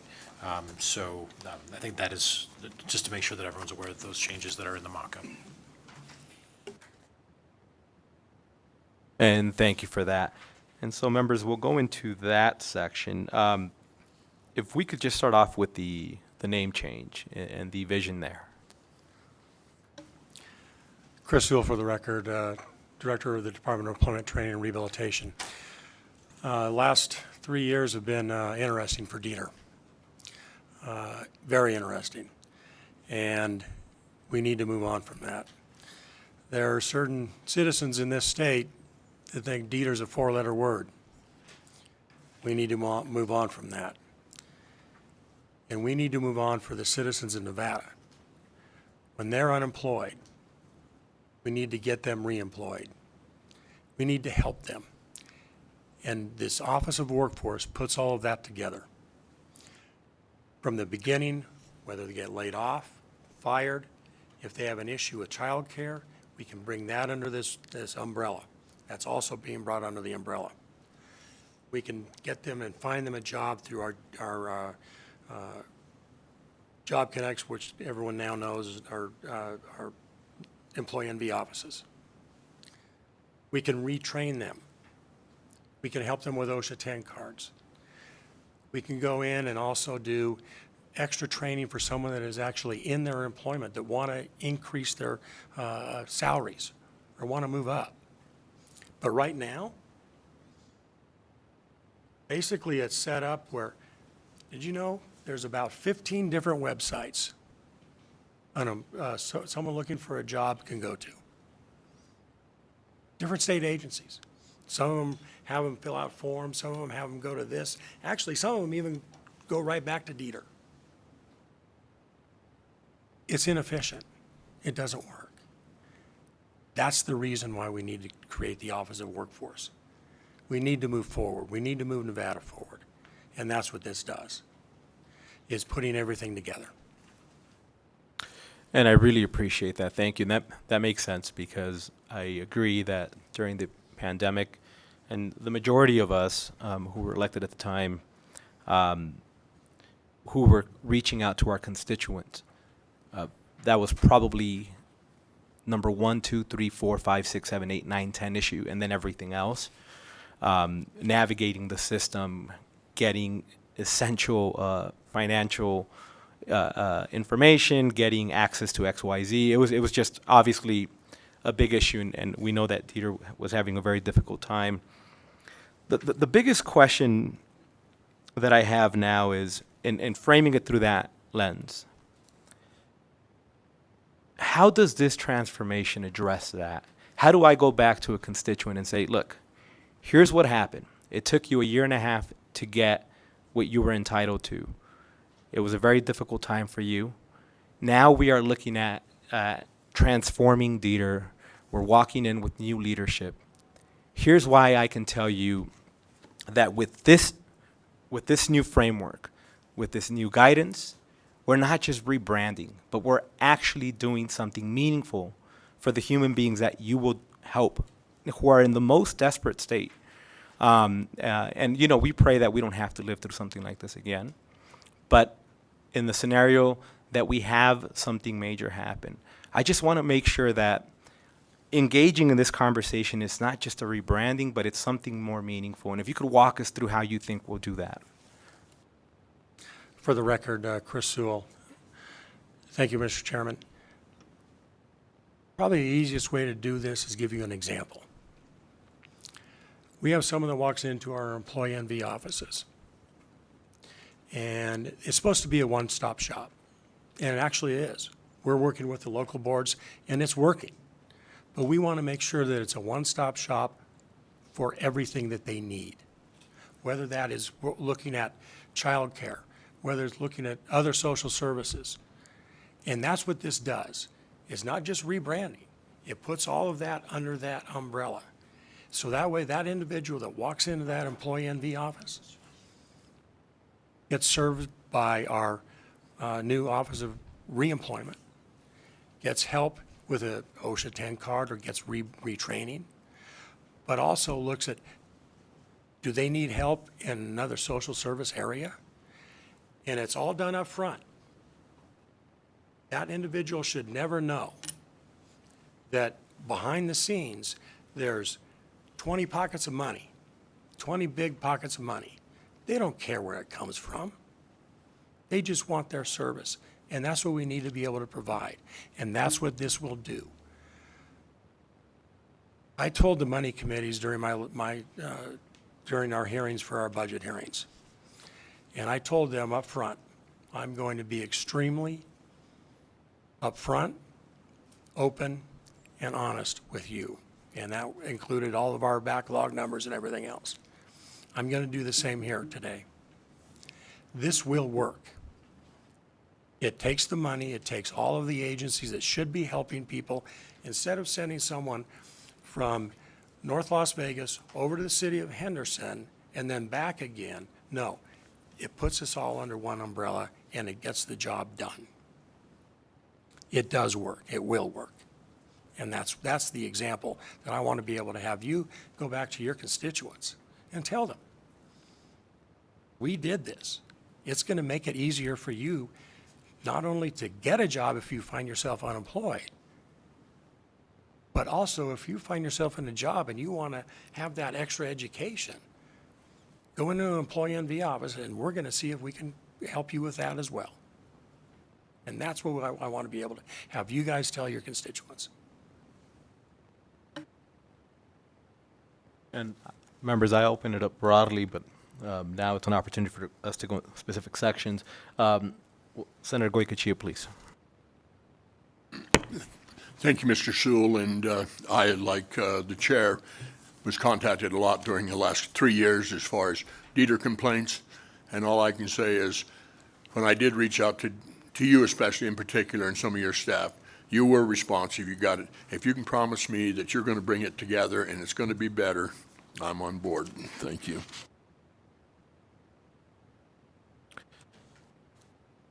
Senator Daley, please. Thank you, Mr. Chair. So looking at the mock-up, because I was looking at 21 and 22 on the computer, and you're changing the mock-up.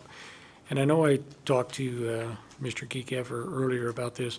I see you're including the State Apprenticeship Council created by 610, and I know you might think that it belongs in workforce, I understand, but I'm just hesitant to move that out from where it's been. We had it in the Labor Commissioner for a very long time. We moved it, I think, to the Governor's Office on Workforce Development. It was a disaster, didn't go back.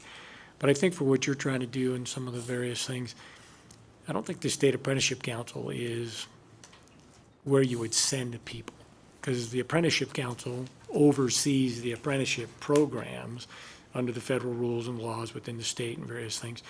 They don't actually hire anybody. They can give out information. They have information on their website on contracting the apprenticeship programs, which is where you have to go to apply. So I understand where you would think it goes in there, but I'm really hesitant to move it from where we have it back where we're comfortable now. But the apprenticeship programs, the Apprenticeship Council doesn't really fit the mold that you're trying to fit in there, because all they do is oversee the programs, make sure they're in compliance with the rules and the federal regulations and various things, approve the programs and that. But the actual workforce part, where they got to contact people, is the individual apprenticeship programs, not the council. Terry Reynolds, Director for Business and Industry. Chair Flores, through you to Senator Daley.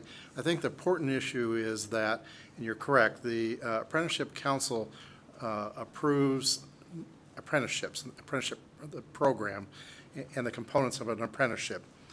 But what we're looking at here, and I think it fits, is that it takes the programmatic aspects of jobs and apprenticeship programs and getting people directed into those programs in kind of a one-stop area through the Office of Workforce Development. That is the important thing that we need to do. And we have had really, I think, I will say we haven't had the best success after we've created apprenticeships programs, being able to get people into those, to get grant monies to support those programs, and to be able to combine both the creation of and the programmatic aspects of an apprenticeship, meaning to get students in or workers into those apprenticeships. And so I think this gives us the opportunity to put that program together into one location. And I hear you, and you can have a link over to the stuff that already exists. And I know there are some, some things that come into that, but every apprenticeship program I've been associated with in the building trades and others, they're trying to recruit. They have a duty to actively recruit. They have to send out twice annually letter to all of the partner agencies in order to recruit people and various things. So sometimes it's a problem where we don't have the applicants, similar to state employees, right? You can't find all the people that you want. I like I said, just real hesitant to move it away from where it's worked best. All of my experience when it wasn't there, it didn't work very well.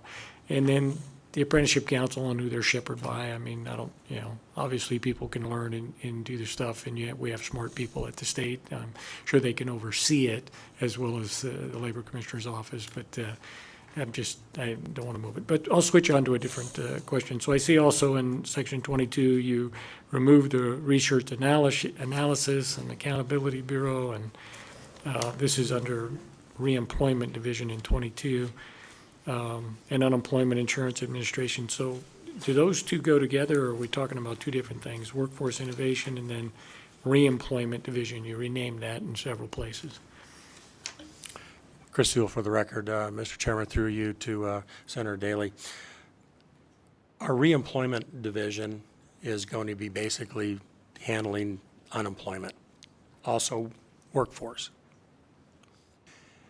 And our RNA division, which it currently is now, and everyone probably knows Dave Schmidt, our chief economist. He does lots of amazing things with lots of amazing numbers.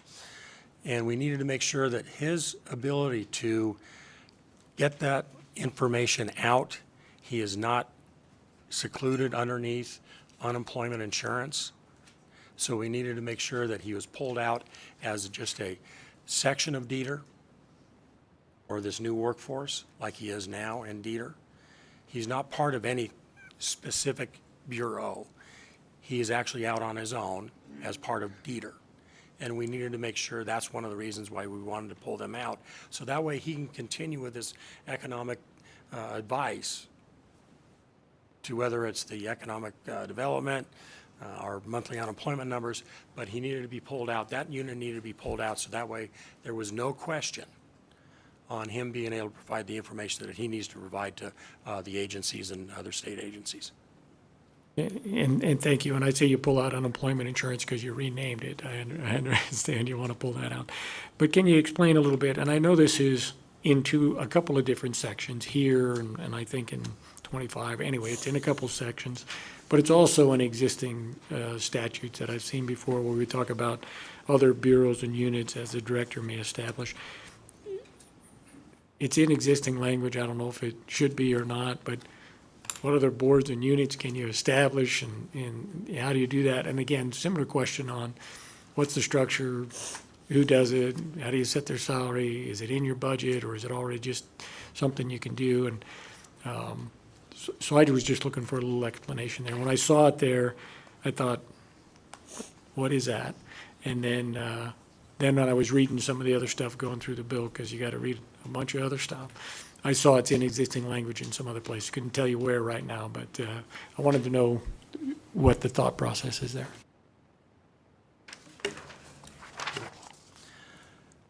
Chris Field for the record, through you, Mr. Chairman, to Senator Daley. A lot of the programs are going to be brought into the Department of Workforce. They basically are going to be the current programs we have, Unemployment Security, Nevada Equal Rights Commission, Board of Displaced Homemakers. We can go down all this whole list, but there are also going to be extra departments or programs that aren't in this in DETA right now. Assistance for Needy Families, TANF, SNAP, excise taxes on wages, recidivism prevention, Community Services Block Grant, Poverty Reduction for Low-Income Communities and Literacy Act, WIOA, all the titles of WIOA, 1 through 4, the Rehabilitation Act, Wagner-Pizer, Dislocated Workers, Trade Act, English Learners, the Career and Technical Ed Grant. And so that's why the language is in this, in the bill, so that the director can make sure that those are in the proper divisions that we're setting up and that work well. And I'll give you an example. Our rehabilitation division, it has very, very specific federal funding guidelines, and they can only cost allocate in certain ways. They also have state matching fund issues. If we would have started breaking that up, we would lose some of those federal funds. So the director needed that ability to make sure that, one, we don't lose federal funds, we have state matching authority, we have proper cost allocation, and that's why it's there. NERC, Nevada Equal Rights Commission, again, that's part of DETR now, but we don't want to put NERC buried underneath a division. We want to make sure NERC is a standalone division within this new Office of Workforce. So that way they can do the proper job that they need to do, just like our research and analysis. So that's why the language is set that way. So that way the department director has the ability to make sure that we can bring in all these pots of money and utilize them effectively, economically, and for the betterment of our citizens. That's why. And if we can stay in that vein, and I appreciate you touching that. I know grants has been a conversation in this building ever since I've been in it, and how horrible we are at it. And if you could just walk us back just a little bit in that last comment and help me understand this, because I was having the opposite concern, that bringing it under, so for example, let's talk about science, innovation, and technology, putting them under workforce, the Department of Workforce. That sometimes the concerns you'll get is because they're a standalone, that's where grants, because they're their own thing, it's better, it's easier to really highlight, advertise through that kind of grant process. But by putting it underneath this umbrella, I thought it might have the opposite effect of potentially causing some harm or some issues when it comes to grants. But you don't see that with the way the bill is written now. Chris Hill for the record. Thank you, Mr. Chairman. No, I don't. I believe that the way the bill is written now, we'll actually be able to, utilize those grants to the fullest extent possible. Office of Science and Information and Technology, they do a lot of things, and a lot of things behind the scenes. They really do great things. My wife's a teacher. The STEM schools, they're part of all of that. We need to encourage that. We need to and grow that so that we're growing the Nevada workforce. And I believe by utilizing those grant funds properly under an umbrella is much more efficient for the state. And if you could, again, not to force a different answer, because I'm not trying to do that. It's only for my own understanding. And so don't think that I'm trying to get with, and I got you. I'm not trying to do that at all. I'm just trying to understand it better myself. You think by putting it underneath an umbrella, when it comes to grants, and again, this has been an ongoing debate in the state of Nevada for a very long time, why we don't adequately capture so much of the dollars that are out there. If you could just walk me through how we think by putting it underneath an umbrella, that will yield a better result for when it comes to grants. Again, what is it that you think? Why do you think that? Because every time I think about it, any single time that I've had an opportunity to speak with some folk on why aren't we doing this well, there's a whole host of answers to that question. Sometimes it's we don't have a dedicated person to focus solely on bringing some of those federal dollars. Sometimes it's an issue of matching, and we don't do a very good job as a state in doing that. Sometimes there's a question of whether or not we're creating some competition, and at times there may not be the best relationship between some of our agencies. But by putting them all under, and I really do want to understand this, by putting them all underneath that one umbrella, do you see it as a conversation now? Everybody is underneath this umbrella. We'll share information better. I'm just trying to understand how you see the benefit, because anything that will help that, I am 100% in support of. But if you've seen it play out, if you can give other examples of how you think that relationship of being under one umbrella is really going to help some of this federal money to come in. Chris Hill for the record. Thank you, Mr. Chairman.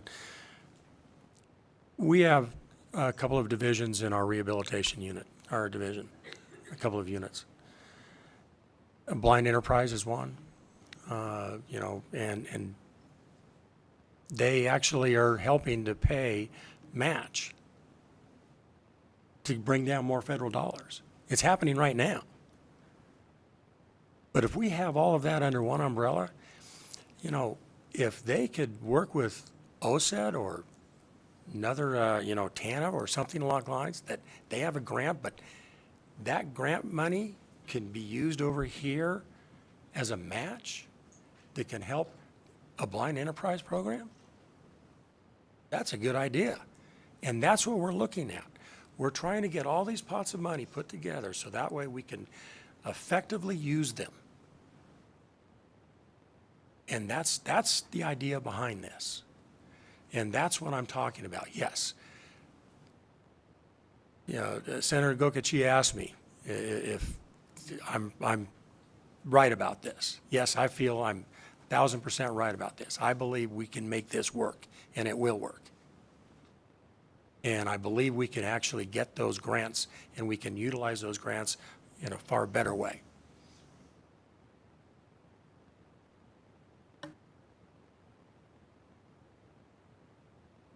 And we'll go to Vice Chair, please. Thank you very much. And if you'll indulge me, Director Sewell, with a couple of questions, Chair, if you'll indulge me.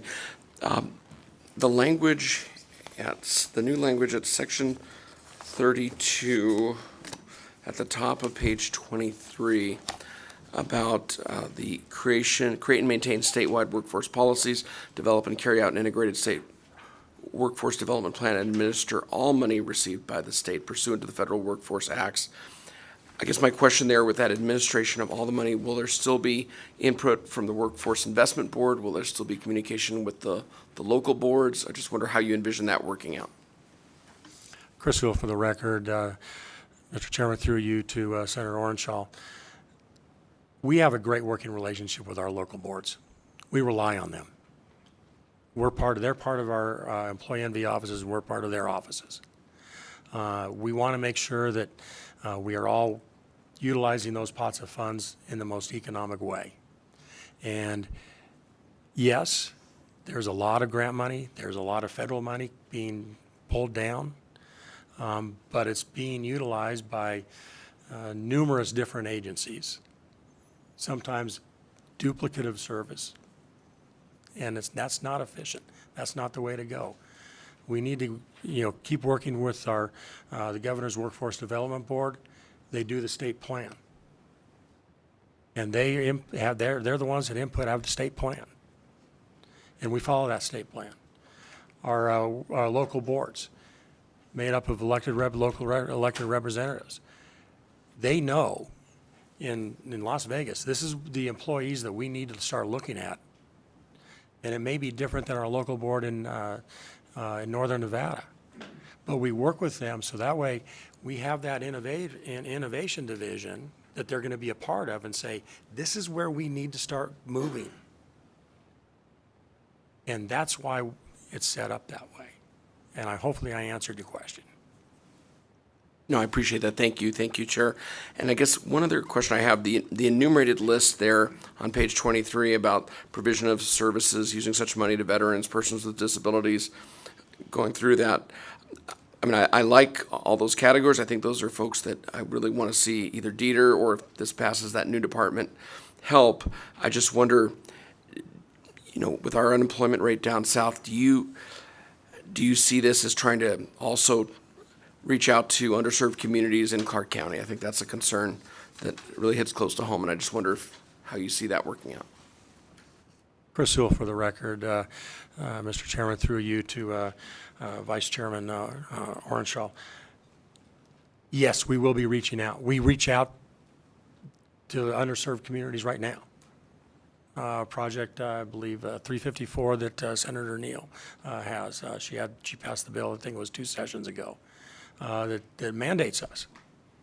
We need to reach out to underserved communities. And that's what we're doing. I work with, we work with Hope for Prisoners. And that's a whole different animal, because we need to get those people back to work just as much as we need to get the people that just got laid off back to work. Thank you. Yes, we're there. Thank you, Chair. Senator Daley, please.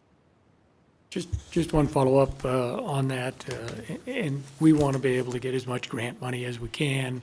We also want to use it efficiently, and I don't want to beat a dead horse on the apprenticeship thing, but when it was moved over to the governor's office on workforce development, they did get grant money, and it was poorly distributed to things that were not actually apprenticeship programs, and in my view, didn't get to the programs that are established, that are actually training apprentices, graduating apprentices, putting them out into the workforce for the future in Nevada. And again, it's just a bad experience, and it's a pill. I think it's working where it is now. I think you can get the grant money, administer, do it all more efficiently, actually supporting apprenticeship programs. You had the universities, not that I'm against the universities, coming in and saying, hey, well, we want to get some of that money, and call themselves apprenticeship programs, when they really had no employer partners. They couldn't put anybody to work. They were doing university stuff and training people, yes, but they were not apprenticeship programs. And it was just, in my view, a waste of time and money. Chris Hill for the record. Mr. Chairman, through you to Senator Daley. I have a saying, that was BC, before Chris. So I'm not going to comment on that. However, what I will comment on is, one of the things that apprenticeships need are businesses to send workers to. And by putting it back under DETR, the new Department of Workforce, we have that pipeline. We have the pipeline not only for the workers, but for the businesses. And by putting that apprenticeship back underneath us, I think it's going to work much more fluidly. And it's also going to open up not just your traditional apprenticeship programs, the construction worker, the electrician, but the new apprenticeship programs that we maybe need to start looking at. Maybe something that's not a 4-year degree or a 2-year degree, but maybe something that someone can walk in, get an apprenticeship program and I'm going to use something very similar, build widgets. But maybe that new widget's the best way to go. But we can get into an apprenticeship program, find the employer, find the worker, get them into that new program. And it's not a huge cost to them. They're not having to go to a 4-year school. And I think that's where we want to head also, is maybe, make sure that we cover all of our, I wish my son was an electrician. He'd be making a lot more money than I am. But he's not. But we also need to look at those individuals that may not want to be an electrician, but man, they may be really good at robotics. And we need to look at those types of apprenticeship programs. I appreciate it. I'll talk to you offline. Come see me. Senator Orenshaw, please. Thank you, Chair. And Director Sewell, you mentioned what used to be called Blind Enterprises of Nevada and the vision you have if this were to pass. And certainly through the years, it seems like there have been a lot of ups and downs. I admire all the work that Blind Enterprises does to try to help folks, who've lost their vision, progress as small business people.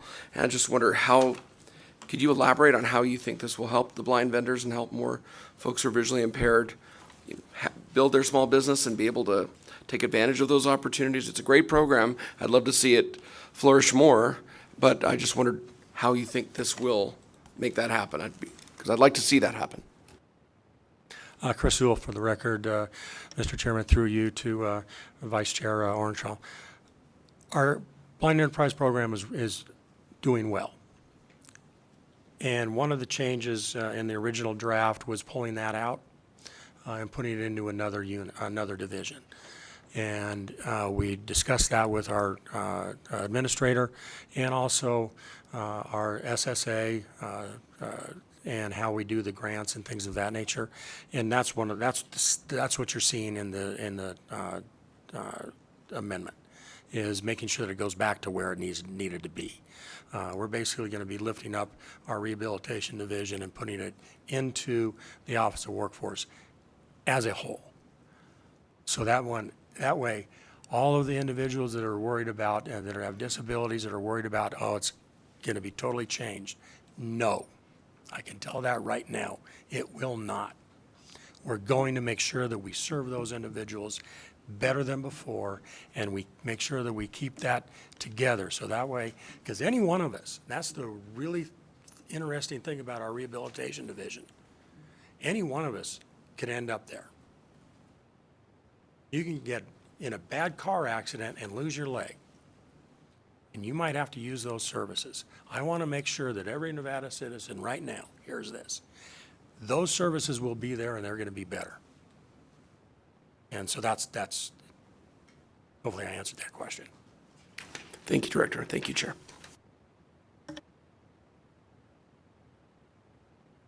And thank you for that. Members, I know kind of in this broad topic, there's a lot there happening. But I think just in the interest of time, and we can come back, because as we go through other sections, I know we'll start talking a lot about the Employment Security Division, a bunch of other stuff comes in there. And there may be some questions there, but let's move into, just skip ahead a little bit to sections 59 and 60. And I believe none of that is in the mock-up. So I think we're looking at the actual bill itself. But well, and I know in this section, it eliminates the enterprise information technology services. If we could just go into a little bit of that, what are we thinking? What's the objective? Thank you, Mr. Chairman. Ben Kiekefer for the record. This is the piece that which we discussed previously that removes the chief information officer, or that removes the Division of Enterprise Information Technology Services from the Department of Administration and elevates the office of the chief information officer as an office of the governor. So these are the two of the pieces that implement that change.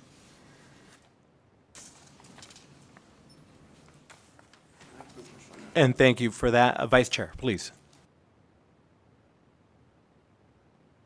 And I appreciate the proposed change in section 59. I just wonder with, the sea change we've had to go forward with since COVID in terms of trying to, make everything be available online when we couldn't attend meetings in person. Do you think that chief information officer, and that seems like a lot to put on their plate in terms of trying to make sure that, public can participate. If it's got to be virtual, it can work. That's not something that you think will overload that chief information officer? Ben Kiekefer for the record, Mr. Chairman. I mean, a lot of these responsibilities are what is in that position now. Okay. And or please, oh yes, Mr. Galuzzi's here. He can speak specifically to this, and he'll do a better job than I would, that's for sure. Thank you. For the record, Timothy Galuzzi, I'm the Administrator for Enterprise IT Services and the current State Chief Information Officer. Right now, one of the greatest challenges that we have with Enterprise IT Services is the disparate ability to provide those services across the executive branch. It's very difficult to set statewide IT policies and standards with being in the Department of Administration. And so our hope is that if this does move forward, it will allow us to set those standards for the entirety of the executive branch to ensure that all Nevadans get the same level of service regardless of what agency they're going to. Thank you, Administrator Galuzzi. Thank you, Chair. And I know that Senator Daley had already asked several questions in this area, but members, any additional questions here? And I think we can move on just and get into section 67, 69, 70, 79, and that's just the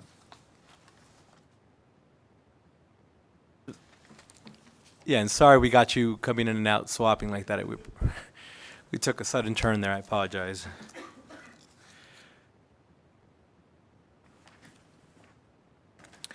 And there, members, just in general, and I know there it really does jump all over the place, and I'm kind of looking at all the different sections here.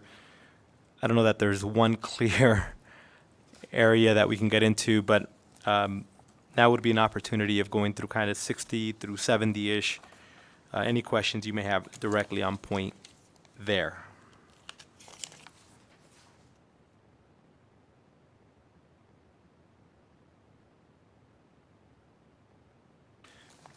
Mr. Chairman? Yes, please. If it may be helpful, Ben Kiekefer for the record, as you get into those sections, particularly the later the higher 60s, 66 and onward, starts really talking about some of the changes to the personnel and human resources system in the executive branch of the state. That's under the Department of Administration.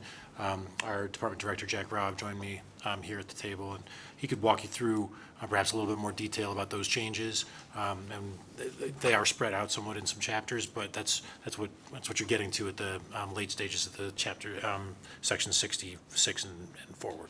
Please. Jack Robb for the record, Director of Department Administration. Thank you, Chair.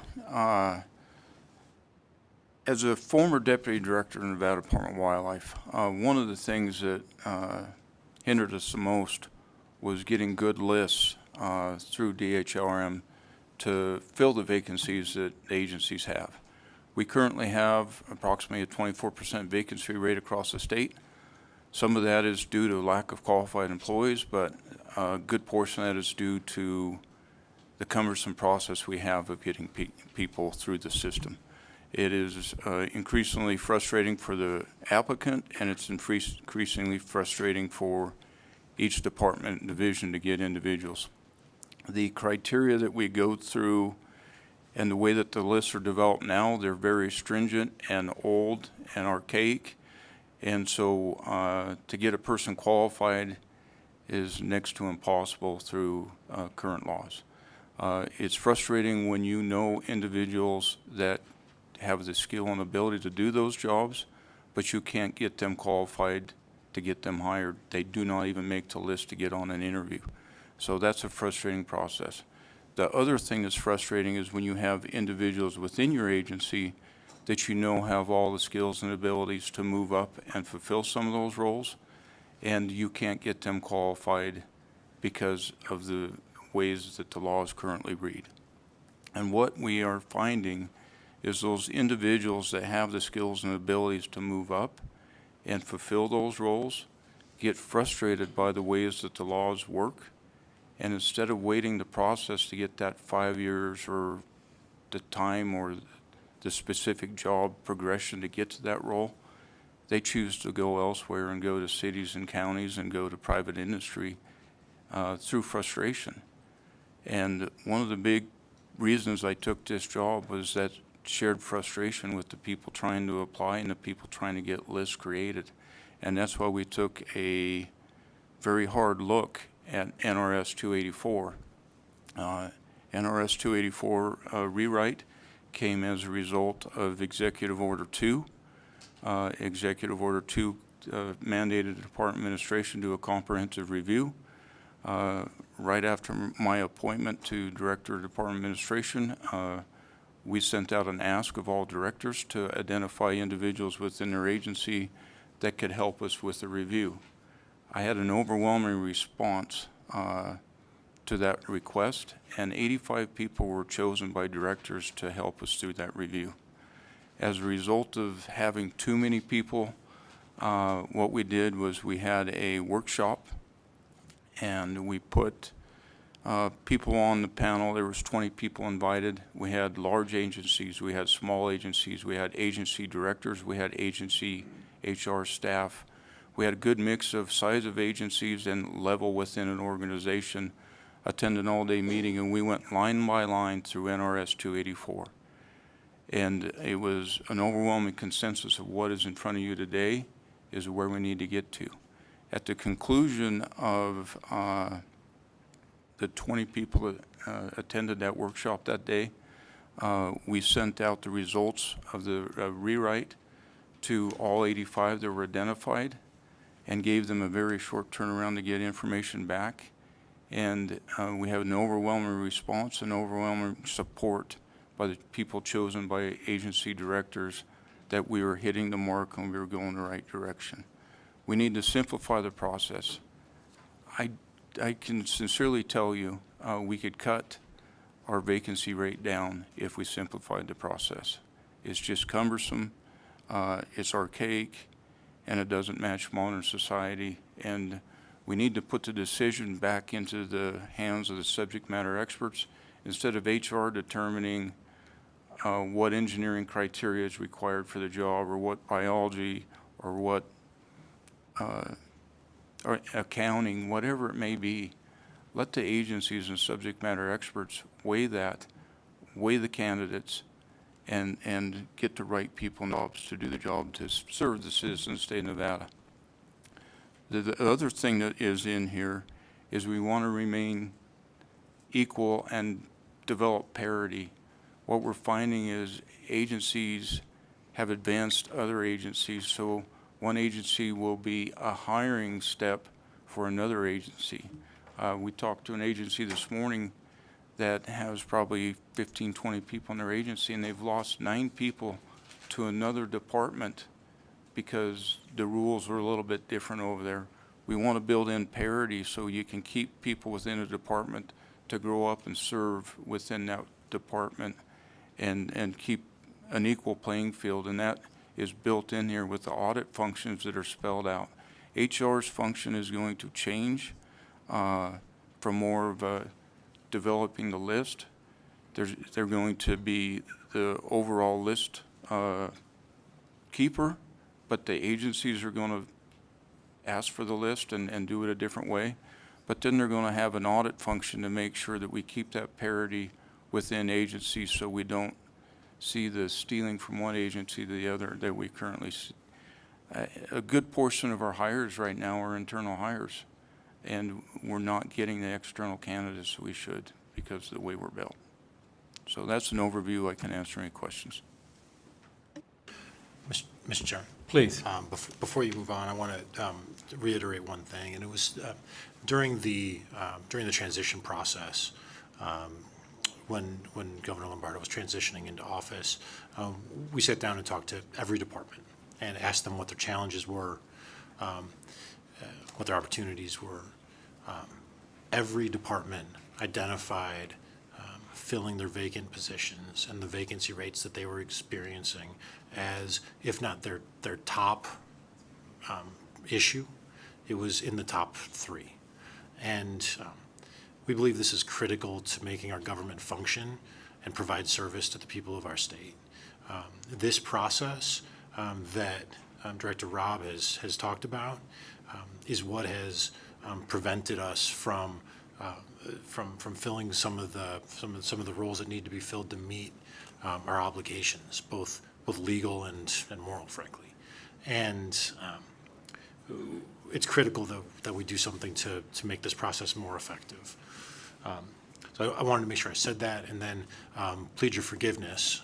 We have a bill hearing in Ways and Means that is going to start shortly that I am responsible for. You're in incredibly capable hands with Mr. Wells at the helm from the governor's office and all of the directors here. Our GFO, Amy Stevenson, is also here to talk about the financial pieces of the legislation.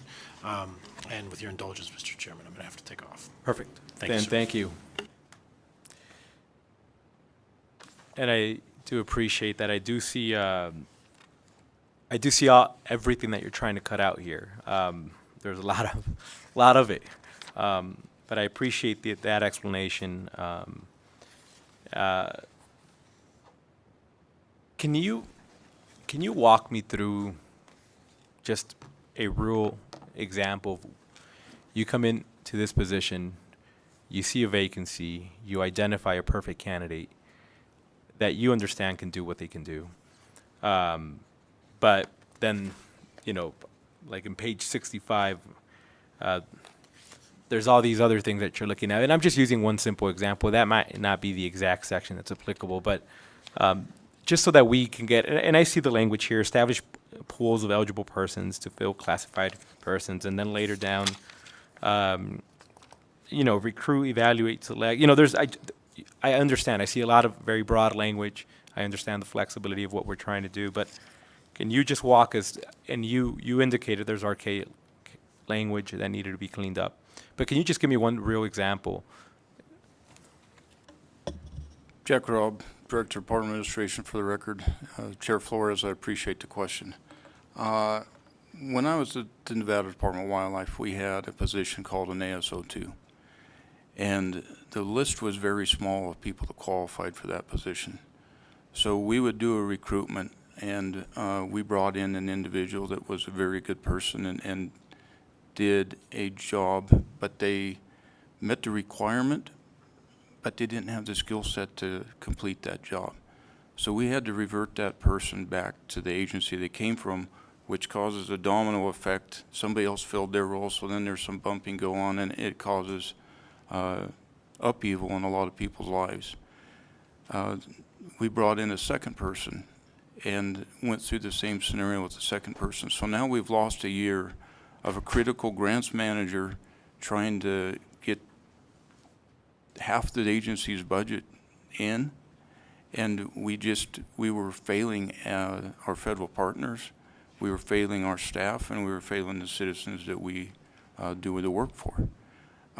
So we lost a year, and while this is going on, we have multiple individuals within our agency that we know have the skill set to complete this, but they don't meet the fine requirements that are in current law. So then those individuals that we can't promote to that level are getting frustrated, and they are looking for jobs at the city in Reno and other places because they know they can do the job. We know they can do the job. And what this bill and what the language allows us to do is place people in those roles and get the job completed and have proper lists to work off of. So that is an actual scenario that we went through at the Nevada Department of Wildlife, and that's played out again and again when I talk to other directors. I appreciate that. Thank you. Members, any additional questions? Senator Daly, please. Thank you, Mr. Chair, and I know we're moving on, but it's a big bill, and I don't want to shortchange this thing, so there's lots more questions, but nevertheless. So when you went through your program and Executive Order 2 and said, hey, we got to go to everybody and figure out this, 284 problems, did you just go to department agencies? Did you include anybody that represents the workers at all? And what it is, because a lot of things you're talking about that you're saying are barriers and various things have been established over periods of time, and they didn't get into the law by accident. They were put in there to solve a problem, to make sure that people weren't just picking their cousin, or I think this guy can do that. There's a bidding process, it's fair, it's open, so people to move up, and it's supposed to be fair and equitable to everybody. And a lot of this, it seems to me, just wants to take some of those things out. Now, maybe there can be some efficiencies, but did you talk to anybody that represents the workers? Jack Robb, for the record, through you, Chair Flores, to Senator Daly. Yes, we spoke to a lot of workers. We had different levels within the 20 people that attended that workshop. We had some people affected by that. We had people that grew up through the state system that saw the inefficiencies of it. We had not only the 85 people that were selected by their department directors review this document, we had other individuals. It was shared far and wide, and there's broad support from the ground up of these changes. You didn't talk to any representatives of workers? Talk to Jack Robb, anybody's for the collective record. bargaining agent, any unions? You talked to Ask Me? Jack Robb, for the record. I'm going to turn it over to Andy Bowsmith.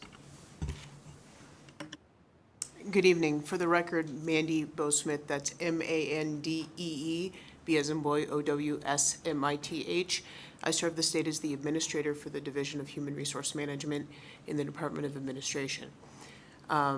We have actually had extensive conversations with AFSCME, with Nevada Police Union, with the Fraternal Order of Police, with the Battle-Born Firefighters Association, and with the Nevada State Law Enforcement Officers Association, specific to the changes that we are proposing making in 284. The reason we did that is twofold. Number one, Executive Order 2 mandates that we take a look at the statute and that we make efficiencies. The statute as it's written, you're right, it has been written for a specific reason to preserve a specific kind of personnel system. But it is not 1972 anymore, and we're not doing personnel anymore. We're doing human resources now, and we need to upgrade our chapter so that it reflects that. We need to bring the state's system into 2023. The bargaining unit folks that we've talked to are very supportive of these changes, most particularly because when we go for regulatory changes, if this goes through, the statutory changes are going to allow us to make regulatory changes in NAC 284, which will allow efficiency and innovation and updating, and those groups will have a very large role in the workshops that we're going to put on about the regulations that we're going to put forward so that we can update these processes. And we'll wait and see when we get your support.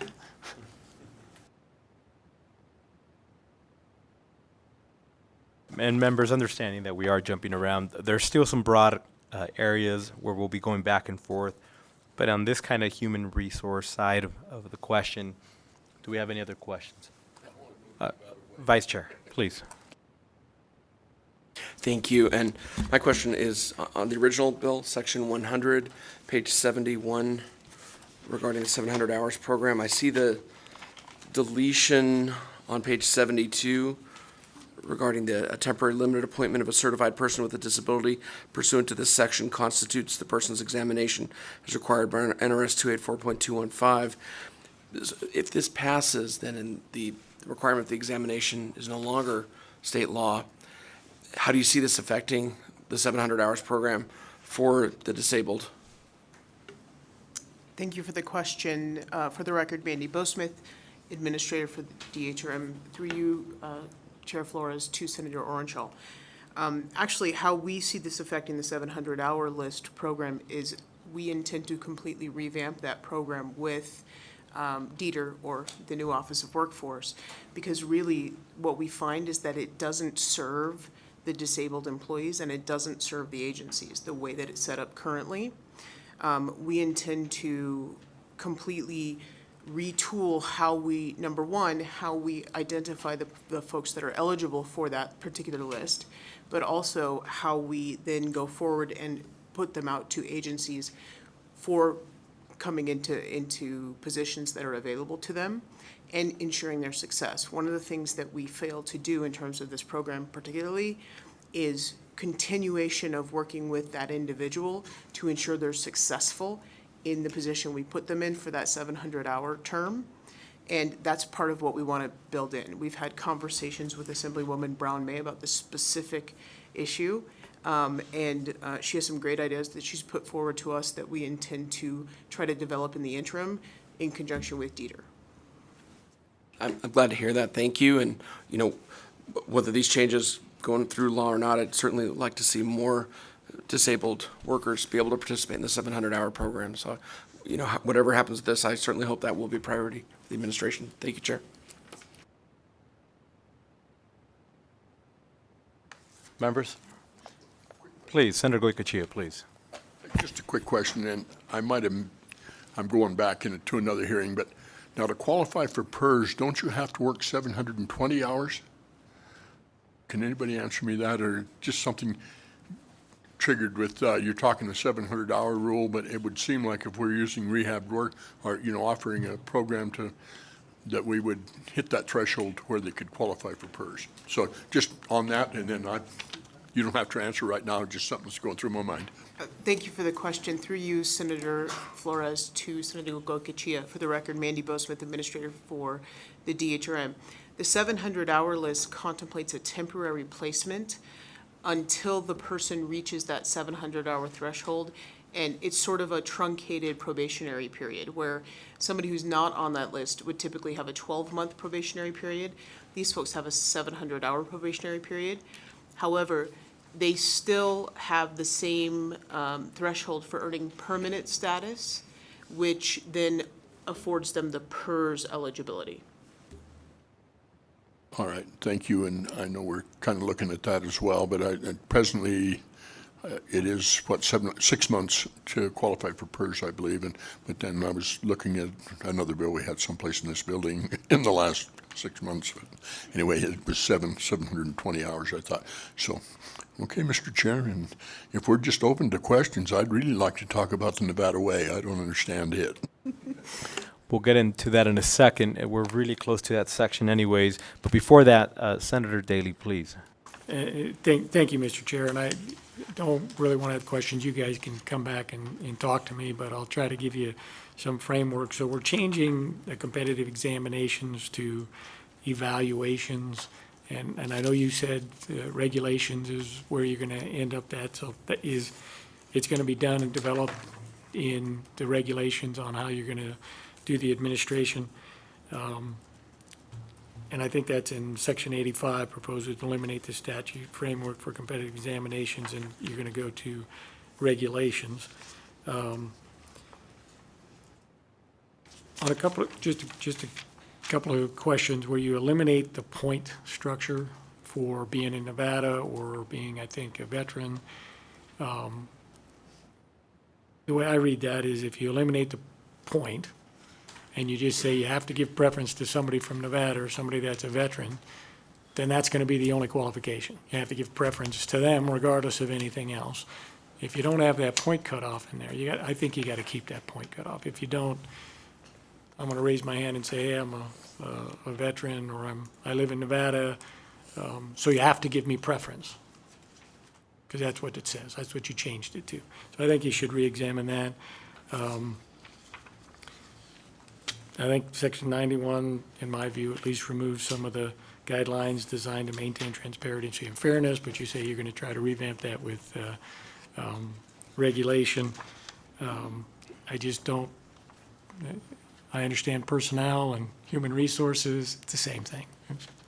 You can play semantics with that all you want, but we're still talking about how we're hiring people and how people get promoted and how they qualify and bid for other jobs and various things, and then the bumping rights and all of that kind of stuff. So those are just some of my questions that I had there. I don't want to take up too much longer, but come talk to me offline and I can go through all of them if you'd like. And I think Senator Goycochea is excited about Section 107. So I don't want to keep his enthusiasm waiting too long. Just walk us through. Well, walk us through it first. Feel comfortable to be detailed, and then we'll get into some questions.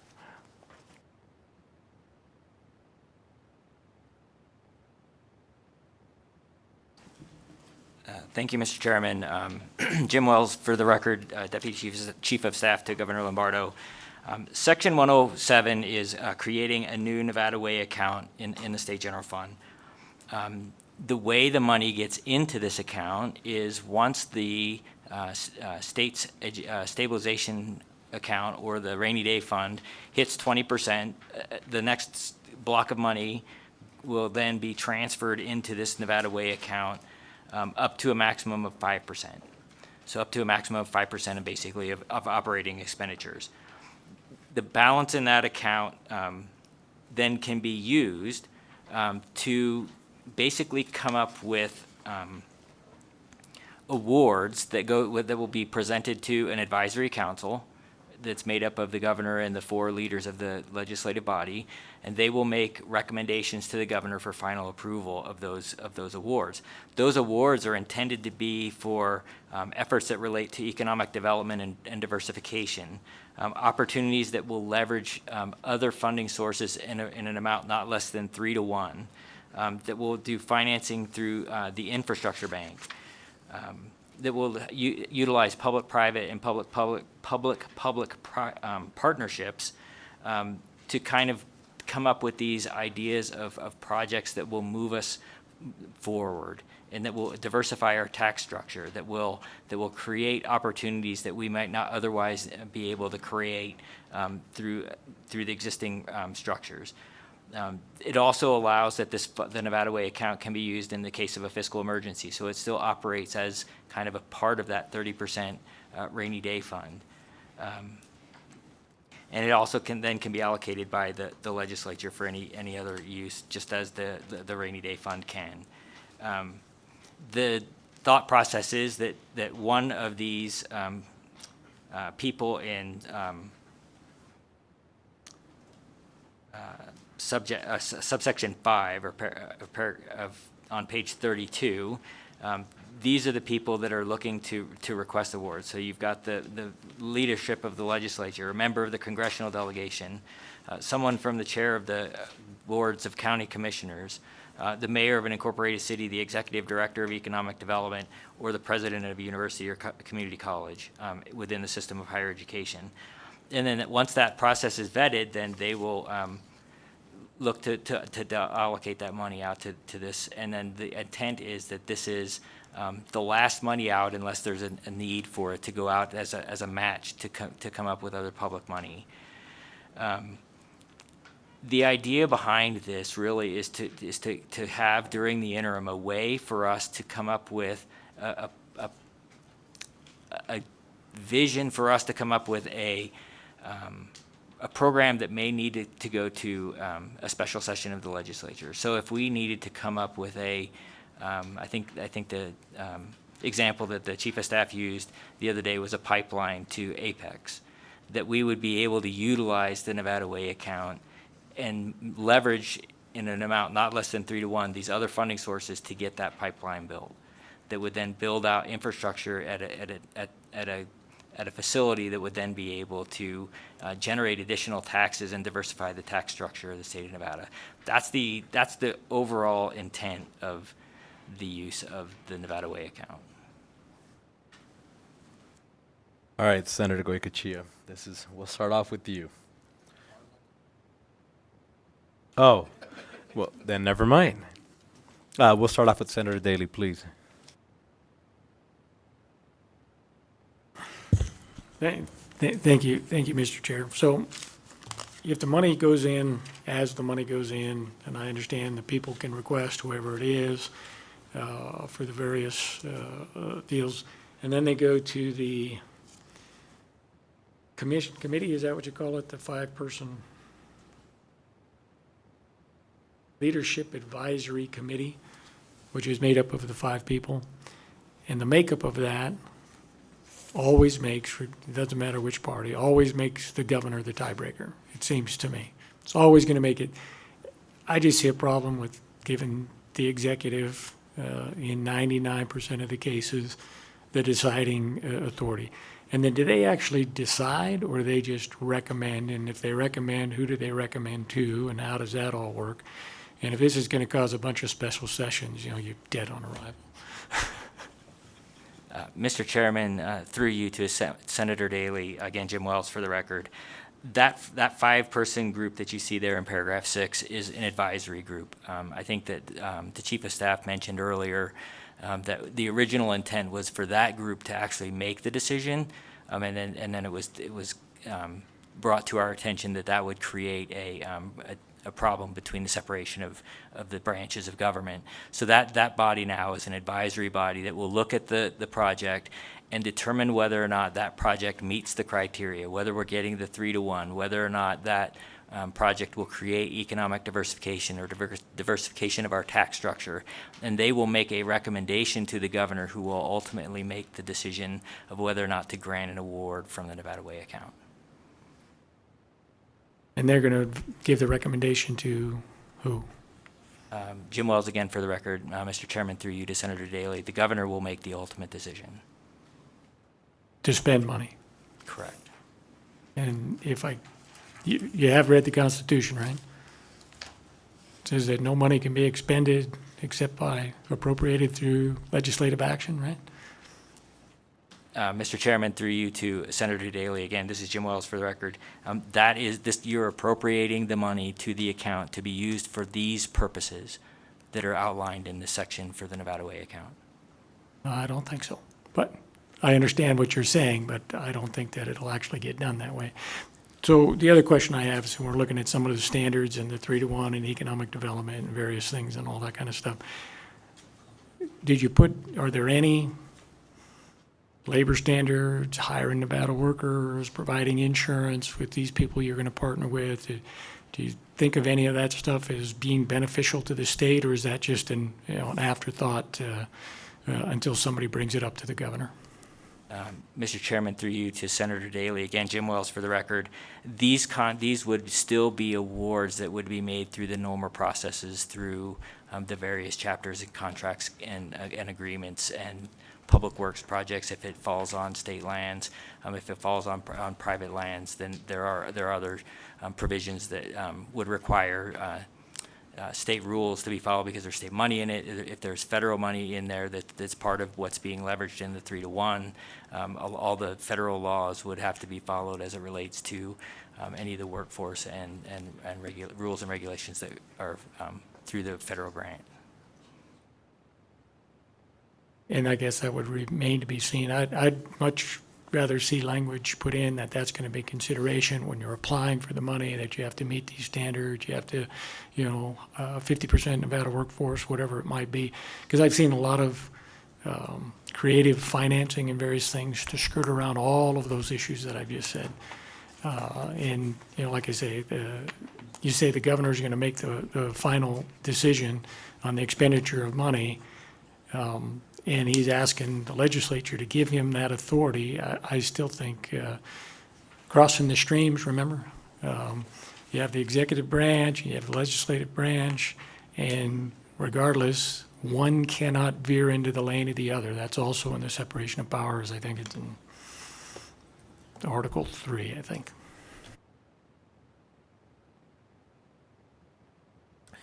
Next, we'll go to Senator Orenshaw, please. Thank you, Chair, and thank you, Chief Deputy Wells. My question, looking at the proposed amendment language, I'm staying in section 107. I'm on page 32 of the proposed amendment. This request for an award of money from the Nevada Way account submitted pursuant to subsection 5 must be evaluated by the Nevada Way Leadership Advisory Committee.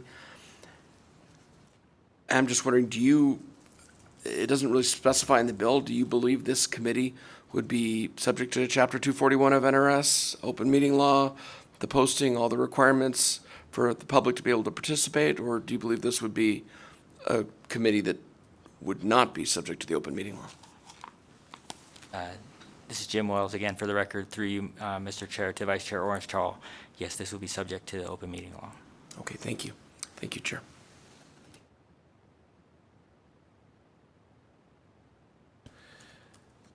Members, any additional questions here?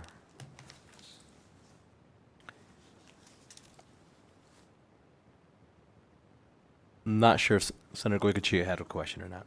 Just want to make sure I'm not skipping you, Senator.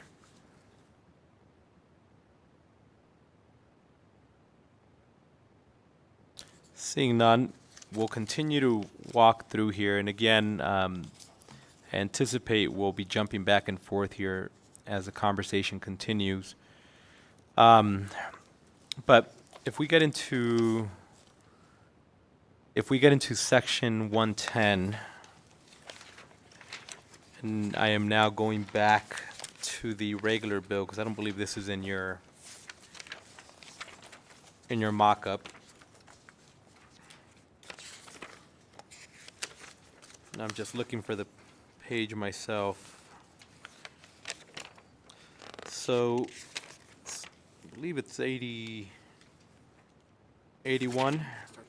Yeah, 81, and it goes through 82, 83. Just, if we start looking at these sections, I know there's language in there about IFC, but it started prior to that, I think 52, 82. I think 108, 114. I understand trying to avoid IFC through a practical, efficiency standpoint makes sense, right? If I'm trying to achieve something, and I don't have to go before somebody, much faster, much more easy for me. But taking the efficiency lens and hat off, and focusing more on an accountability, transparency, input lens, why do we think that we're not in any way circumventing those aspects of what IFC often is? And if you could just walk us through some of that and the ideology and kind of the structure besides efficiency, because I don't want to minimize that. I do understand that efficiency, when you don't have to do something, it just makes it easier, and the process is smoother. So I don't want to minimize that. I understand that is an objective, particularly when we're talking in a bill this voluminous, where we're trying to clean up areas, we're trying to make things easier. I absolutely respect that, and I have my own business. I get it. We go through this all the time, but I'm just trying to understand now through our other hats how we think this is fine. So if you have some feedback on that, please, before we get into the section by sections. Thank you, Mr. Chairman. Jim Wells again for the record. I think here what we're really looking at is the thresholds that are requiring IFC approval. Those thresholds have not been increased since 2011. Our budget has significantly increased, inflation has been significantly increased, and we just think it's time for this work program threshold for IFC approval to reflect kind of where we are in the day and time as far as the dollar amounts of budgets that are being approved by the legislative level, and having that be reflected in when we bring budget amendments back to IFC for approval. And if you want me to walk through it section by section, I can, but I think that's kind of the premise that we were going behind, is that those thresholds have not been increased in a very long period of time, and they need to be updated to reflect current thresholds that make more sense, given the fact that we have a much larger budget than we did in 2011, and inflation has been significant over that time as well. Do we have any data, anecdotal most likely, but do we have any data of if these thresholds were as the bill proposes, how many times that would translate to in terms of being in front of IFC? Do we know anything like that? I am going to give you some rough numbers. And Ms. Stevenson from, Jim Wells again for the record, Ms. Stevenson from the GFO is here. She may have more specific, but I believe that we came up with somewhere in the neighborhood of this fiscal year, 600 and almost 700 work programs have met the threshold to be submitted to IFC. Under the new thresholds, that would be somewhere in the neighborhood of 200.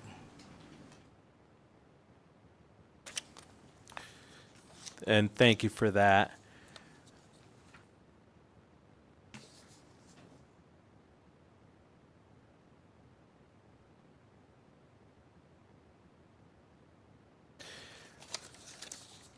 And I'm just going through here some of the sections that we skimmed over. So I think, but before we move on, Senator Daley, please.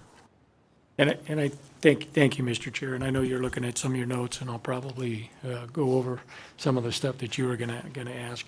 But going back to, and I can list you, there's about 10 places in here where you try to interrupt or disrupt or change IFC oversight. But in section 52, I think it's subsection 9, page is that?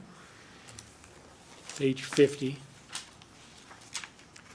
And you have this language in there that I think of all of the language is the most concerning. It says the interim finance committee shall not take any action that interferes with or intervenes with the execution of the operations of state government, including without limitation decisions regarding personnel and the allocation of money that was appropriated or authorized for expenditure during the regular or special session of the legislature.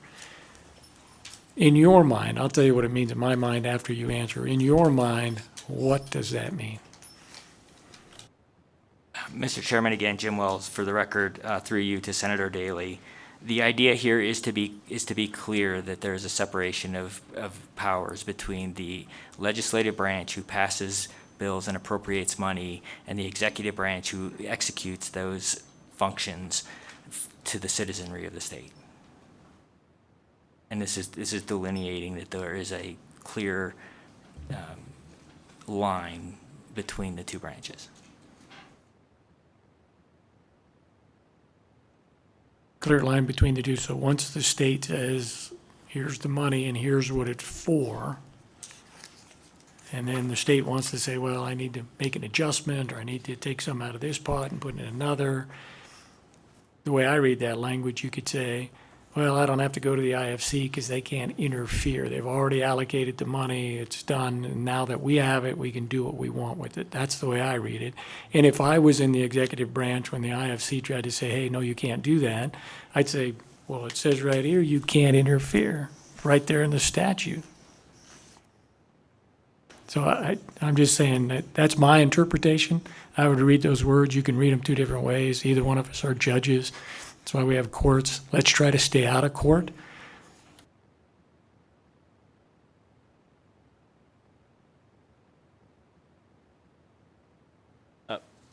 Vice Chair, please.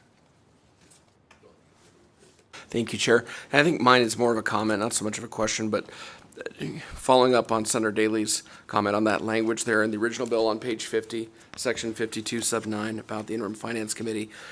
My concern is that if there's this prohibition on the interim finance committee, which I think kind of goes to the heart of a lot of its duties, that I think we may end up seeing or having to see a lot more special sessions when there's issues that come up. If the interim finance committee, for some reason, if it was deemed that they couldn't act due to this new language, that's, I think, a concern I have. That's more of a comment. Thank you.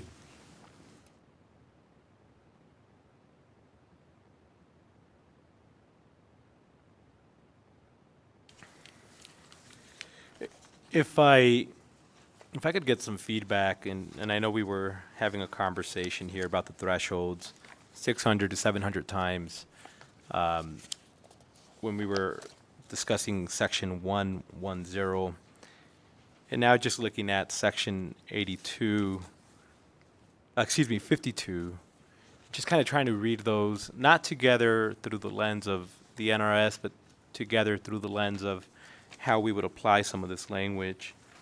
Out of those amount of times where you think you were in front of IFC, can you give us some anecdotal and just general examples of what you think this language would have prevented?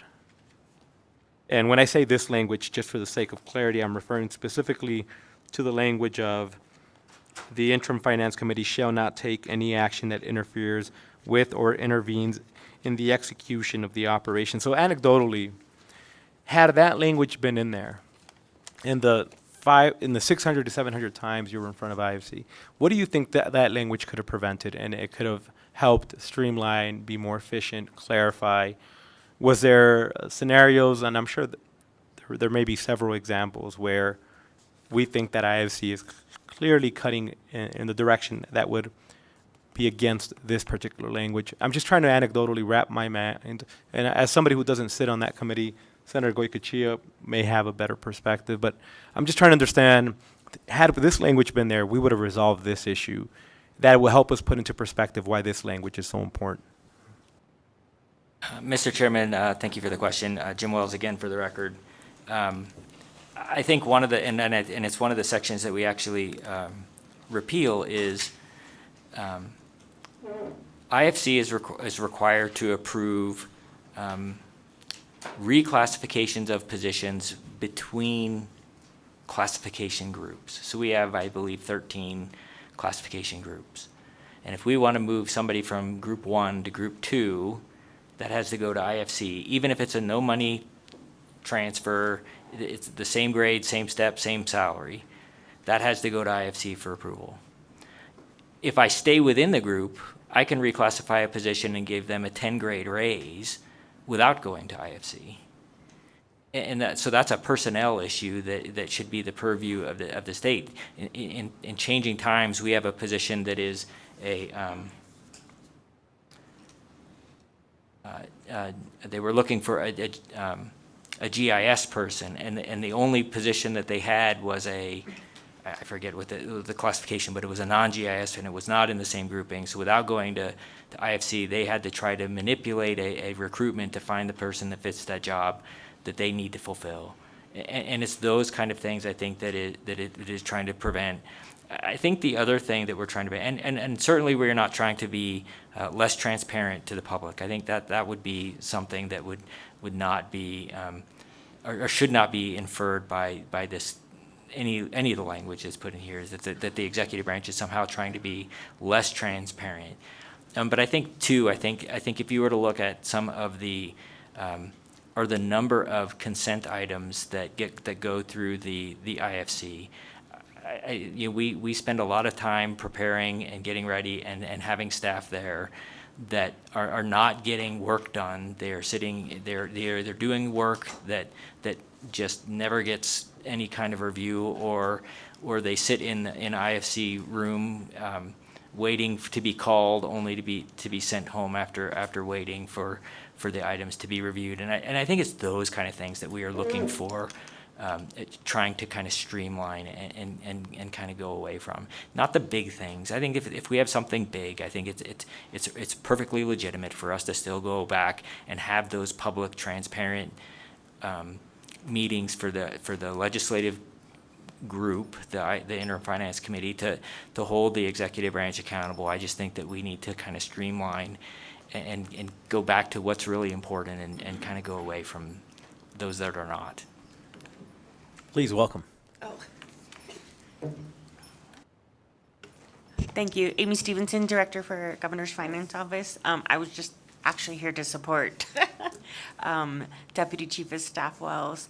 And that was the part that I wanted him to say, was there are many, I wanted to clarify too, that 655 to 700 are actual work programs. So those are items, not how many times we went in front of. Just want to make sure that was clear. And just for the sake of clarity, previously you were referring to section 82, page 62. I know that we were in a different section, 52, but I know that you were alluding to section 82. I just wanted the record to reflect that, and I appreciate that. Members, any additional questions? Senator Daley, please. Just to mention, while we're on the IFC impact, by my reading, and I think I got them all, but the ones that impact IFC, from what I see, and trying to either raise the thresholds, not go to IFC, eliminate that oversight, as far as I'm concerned, right? Because I'm in the legislative branch, not the executive branch. Section 52, Section 53, Section 82, Section 104, Section 107, Section 110, Section 112, Section 113, Section 114, and one provision in sub F in Section 114, all affect and try to evade, if my opinion, or weaken oversight by the IFC.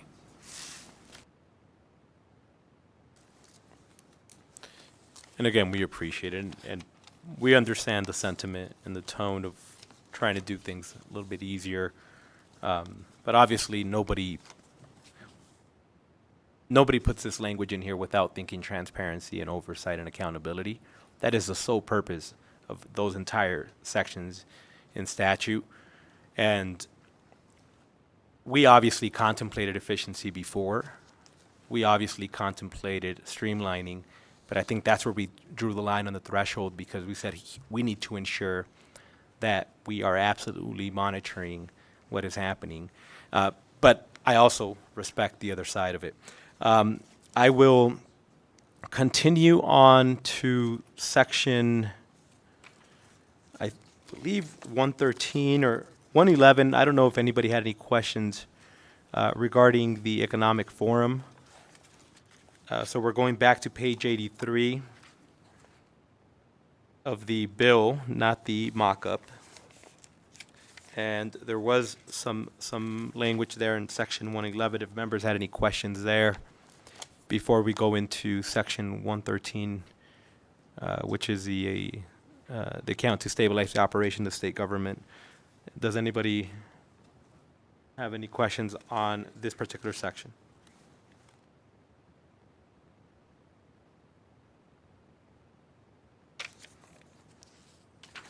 And we got members running through pages here, so we apologize. I just want to give everybody time to refresh their memory if they had any questions there.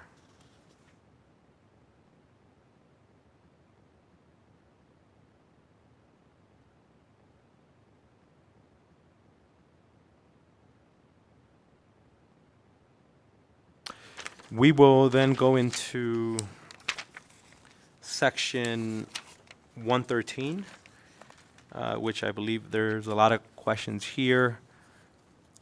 Members, any questions on section 113? Vice Chair, please. Thank you very much, Chair. And here I'm looking at the proposed amendment language. And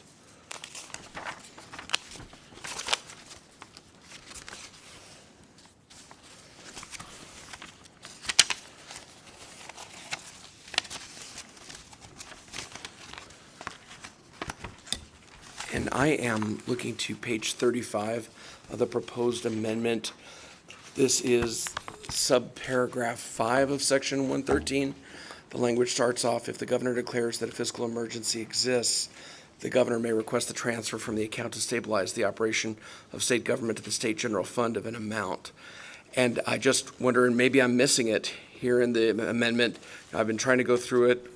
We did get the amendment last night, but is there language here in the proposed amendment that declares what parameters allow the governor to declare that a fiscal emergency exists?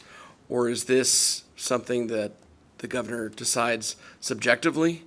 And so that's my first question, if I may have a follow-up, Chair. I didn't see the parameters, maybe I'm missing it.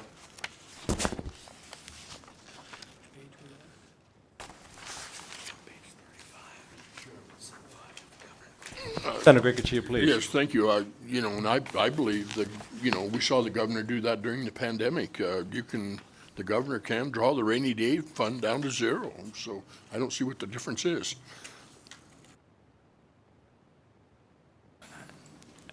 Jim Wells, for the record, to you, Mr. Chairman, or through you, Mr. Chairman, to Vice Chair Orenshaw. I believe, but I cannot quote, that there is a section that kind of defines what the fiscal emergencies are, and I'd have to go look at the statutes because I can't remember the section, but. Oh, thank you, that's fine, I can connect with you offline. I guess my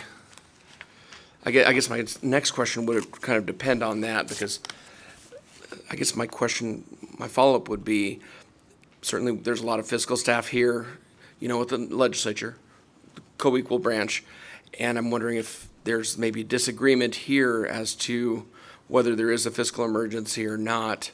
Would that affect this request for a transfer? Because it seems like what I'm seeing here, I don't see a lot of input, I guess, for the first, under A, the 5%. That looks like it goes straight to the controller. Then I think there is involvement of interim finance committee of under B. But I guess for sub A, I think that I don't see any role for our fiscal staff. And that's, I think, one thing that concerns me. So if you have that information now, great. If not, be glad to connect with you offline and talk to you about it. Thank you, Mr. Chairman. Jim Wells, again, for the record, through you to Vice Chair Orenshaw. The thought process here was a little bit about the scope and magnitude of a fiscal emergency. That if we were to have a fiscal emergency that's small, that would be able to be accommodated within the confines of that 5%, then the governor would be able to take that action unilaterally. If it goes beyond that, then it becomes either IFC or the full legislature that has to be involved in the bigger fiscal emergencies. Okay, thank you. Thank you, Chief Deputy Wells. Thank you, Chair. And Mr. Chairman, can I make one more comment? Again, Jim Wells, for the record. When rating agencies and look at rainy day funds, they look at kind of two prongs. One, do you save money?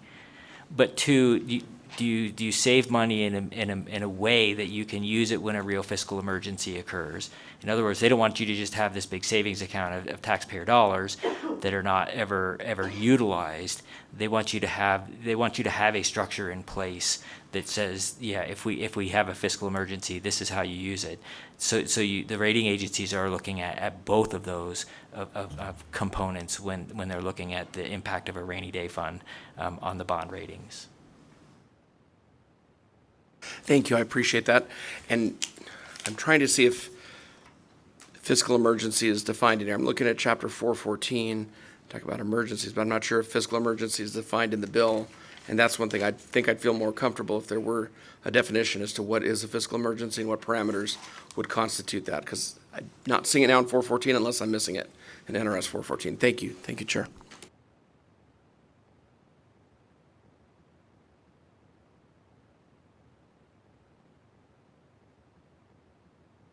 Senator Daley, please. Thank you, Mr. Chair. And on section 113, and I'll keep my sarcastic remarks to myself for right now. But So I'm curious if, the governor would be okay with if we kept the name the Nevada Way account, right? Did all of the same stuff that he wants to do with the same criteria and the various things, having the money go to this overflow fund, if you will, up to the 10% above from 20 to 30. And instead of having it go through this 5-person commission where as you said, the governor decides, that it went to an intermediary body, for instance, the Legislative Commission, to do the exact same things. Exact same things. It's not going to be this 5-person anymore. It's going to be the 12 legislative person body. And then they would make a recommendation if everybody met the criteria and did all the stuff. So if the goal is to do these things, is it all about ownership and the governor decides, or would he be okay with it going to the IFC and then, to the Legislative Commission and then to the IFC for the actual expenditure in accordance with the Constitution on how money is supposed to be spent in the state? I'm just wanting to find out if the goal is to actually accomplish these things or have somebody's name on it. Mr. Chairman, again, for the record, Jim Wells, through you to Senator Daley, I will take that back and ask. I appreciate it, and I ask at the risk of getting all my bills vetoed. It's okay. Senator Goycochea, please. Yes, thank you. And as long as we're on the lines of offering amendments to the bill, maybe talk to the governor, Mr. Wells, about, we're going from $75,000 grants to, $500,000. Maybe just ratchet that threshold up a little bit in line with, the inflation factor and CPI, what we've done the last 12 years, and maybe we can get some middle ground there with IFC, make it better, but address the concerns of that it's going to be a runaway on the other end. Thank you. I guess you're looking at me kind of confused, but presently, if it's a work program over 75,000, maybe make it 150 instead of 500. Mr. Chairman, through you to Senator Goycochea, again, Jim Wells, for the record, we can definitely talk about the thresholds. We just believe it's time for them to go up. And I think it should be commensurate with a combination of the size of our budget and inflation and those two factors. And I think everybody on this committee can appreciate you come in asking for the moon, knowing we'll land somewhere in the middle. We all understand how negotiations work. So they're just like, you might have put $1 million in there, maybe 2, maybe 500,000. Just start off high, and then we'll see if we can get some wiggle room. And whatever is a win, I respect that, and I appreciate that's how this works. So, members, we are presently looking at the rainy day fund. And we were focusing a little bit on section 113, the mock-up, but anything in there, and I think we skimmed over a little bit on some other areas, but if there's anything else in there,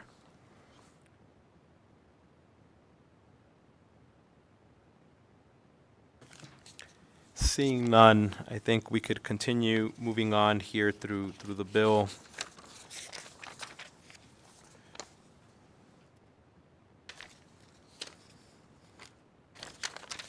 And we can jump into section 122, unless, members, there was anything else you wanted somewhere else in between there.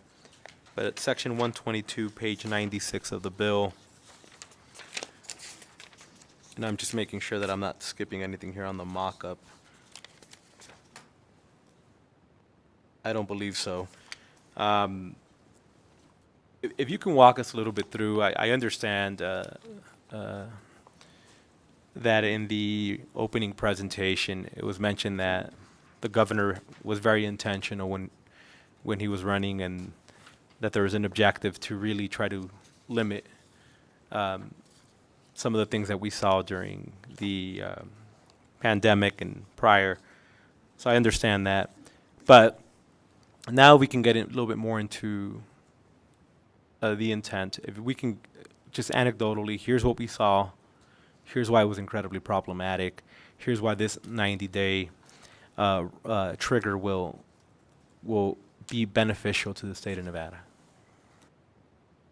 Thank you, Mr. Chairman. Again, Jim Wells for the record. And I think this is one area where the governor believes that there should be more public oversight and transparency into the fiscal emergency process, that having the governor have that ultimate power for an unlimited period of time isn't in the best interest of transparency and an opportunity for the legislative body to weigh in on whether or not that proclamation for a declaration of an emergency or disaster continues. And I think this is one where he is purposefully limiting his own powers to make sure that level of transparency and accountability exists. And if you could walk us through, because so that we're all kind of on the same baseline, what in fact is the benefit of an emergency or a disaster declaration? What happens with that? What happens at the federal level? What powers trigger at the state level? Just so that everybody's on the same baseline, and then we can go off with questions from there. Thank you, Mr. Chairman. Again, for the record, disaster declaration has a couple of impacts. One, it does open the door for federal assistance. It opens the ability for him to do certain things within state government. I believe that includes the information with relation to activation of the National Guard. There are other things that come along with that declaration of emergency that enables the governor to protect the interests and property of the state and its citizens. And again, it does open up the door for federal relief in certain cases if it's a covered event, and then usually the president then has to declare that there's an emergency, and then that opens the door for FEMA to come in, and that emergency declaration, depending on the level, there's state, local, federal emergency declarations that depends on what things you can access. So the disaster relief account becomes available if you declare an emergency. You can access money from the disaster relief account. There are a variety of things that come along with an emergency declaration. And I appreciate that. Thank you. That was just, I think it's important for context and folk understand exactly what that means. All right, members, now we can get into detailed questions. We'll start off with Senator Daley. Thank you. So we're in 122, you said? Yes, we are. Yep. So I just had a question, and you're striking out a proclamation by the governor or by the legislature. So I was curious why you were taking out a proclamation by the legislature. I'm assuming we'd have to be in session, but, and then I know further down when you go in about unless it's extended by the legislature or whatever past the 90 days, how would that work if we weren't in session? Would you have to send it to the legislative commission or clear up that language? But I don't know why you would take away the legislature's authority if the governor wouldn't do it, but the legislature thought it was a good idea. And then if it was going to be progressed past the 90 days, the legislature has to do it by resolution, but how are we going to do that if we're not in session? So, IFC, or Legislative Commission. Mr. Chairman, through you to Senator Daley, again, Jim Wells for the record. If you look at line 30, and any emergency, and continuing on to 31, disaster proclaimed by the legislature, so there is going back to having the legislature's ability to proclaim a disaster. And if they do it, then it is only terminated upon a resolution declaring that emergency has passed. So it strikes it in line 23 and 24, but then adds that authority back further down in the paragraph. And again, the legislature would have to be a special session to convene beyond the 90 days.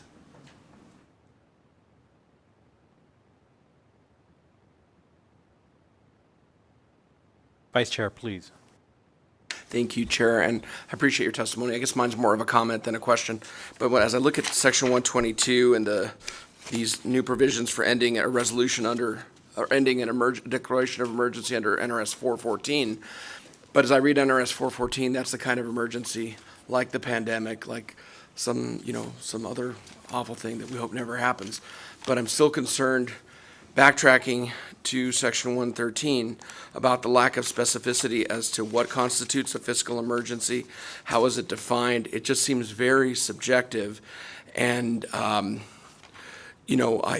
think what someone might think is a fiscal emergency in terms of our fiscal division versus folks across the way, there may not be agreement, and that's what concerns me, the lack of specificity here, and I don't see any way that this ends. I don't see any procedure that the fiscal emergency is declared over, such as we do have for 414, because the fiscal emergency here in section 113 is amendment to NRS 353. So that concerns me, and I hope that maybe there'd be more specificity if this does progress as to what constitutes a fiscal emergency. Is there any input from our fiscal division?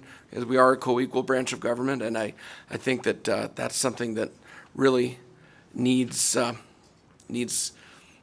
input from our co-equal branch of government as to whether there is a fiscal emergency or not, and whether these drastic measures should be taken. So my comment. Thank you, Chair, and thank you.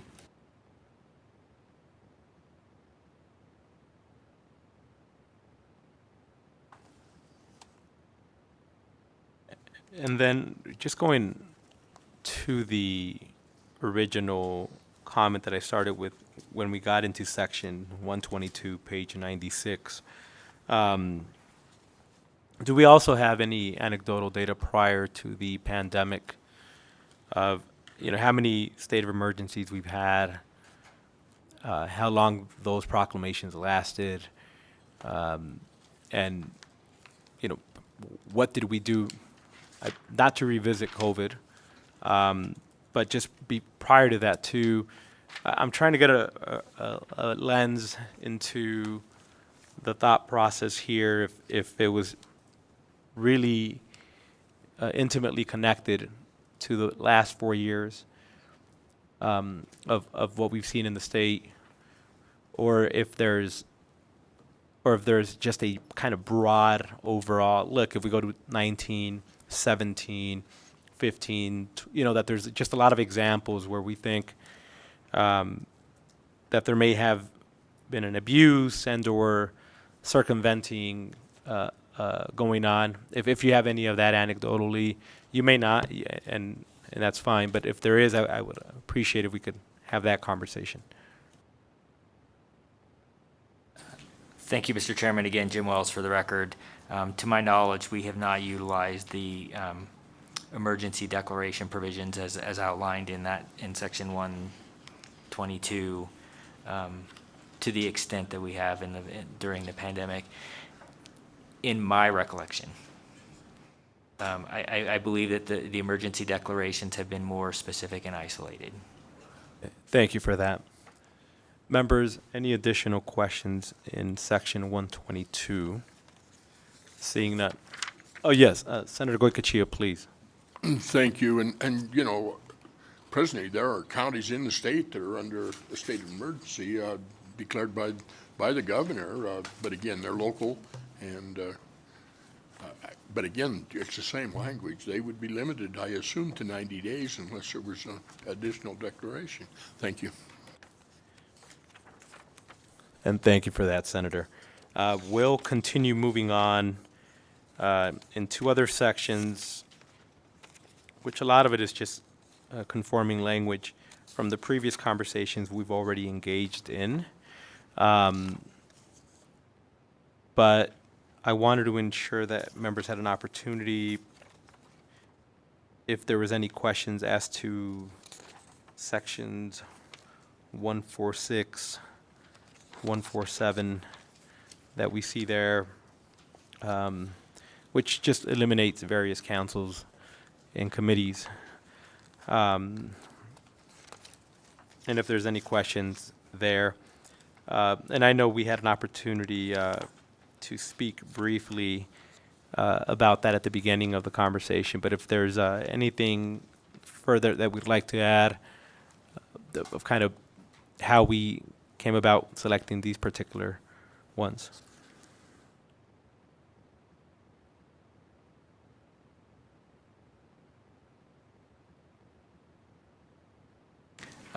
Thank you, Mr. Chairman, for the question. Again, Jim Wells for the record. Let me kind of give you a brief overview of what Section 146 repeals. It repeals 6 boards, commissions, and councils, the Advisory Committee to the Juvenile Justice Oversight Commission, the Advisory Council on Science, Technology, Engineering, and Math, the Commission to review the compensation of constitutional officers, legislators, Supreme Court justices, judges of the Court of Appeals, district judges, and elected county officers, the Competency-Based Education Network, the Committee on Anatomical Dissection, and the Subcommittee on Patient-Centered Medical Homes. And I believe that the Chief of Staff or one of the presenters early on talked about the fact that those boards have outlived their usefulness, that they are duplicative of other sources, that they have not convened or met in a long period of time, and many of these I will note are also included. I believe it's in SB 214 from the Sunset Subcommittee. I think 4 of these 6 are included in that piece of legislation as well, that they recommended for elimination. So, the Legislative Sunset Subcommittee also looked at some of these and recommended them to be terminated. The other things that it does repeal, it repeals certain statutes that are related to the enterprise IT division and its movement to a cabinet level office. It repeals the 95% cap on the governor's salary for state employees, and it repeals the requirements to take examinations for classified employees. Those are kind of the sections that are repealed in Section 146. And thank you for that.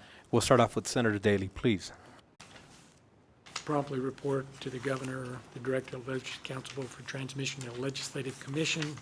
So what are you contemplating there? Is if there were some statutory changes you come up with, if there was one in, you're going to give it to them so they can recommend or put in bill drafts, or what are we trying to do there?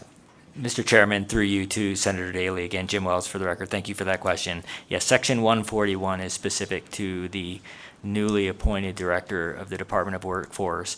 And if there's things that we missed as a result of drafting this legislation, or things that would make us more efficient, or things that we shouldn't have moved that maybe we did, that this would provide an opportunity for him to make that evaluation, him or her to make that evaluation and propose legislation for the 2025 session.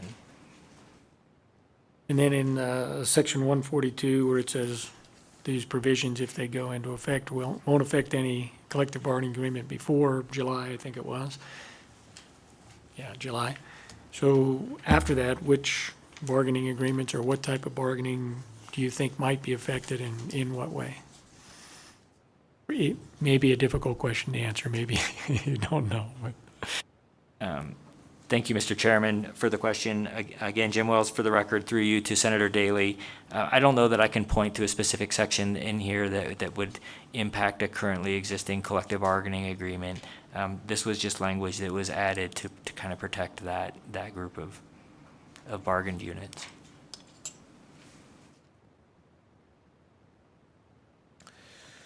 All right, members, I did not, although we've been here for well over 3 hours, it was not my intent to accidentally skip over any particular section of interest. We're trying to catch them in bulk for purposes of making it make sense, because some sections, they're all over the place, but they were working together. This is an opportunity now, should we have skipped over a particular section that you wanted to provide some more attention to. This would be the time for us to do that before we open it for support, opposition, or neutral.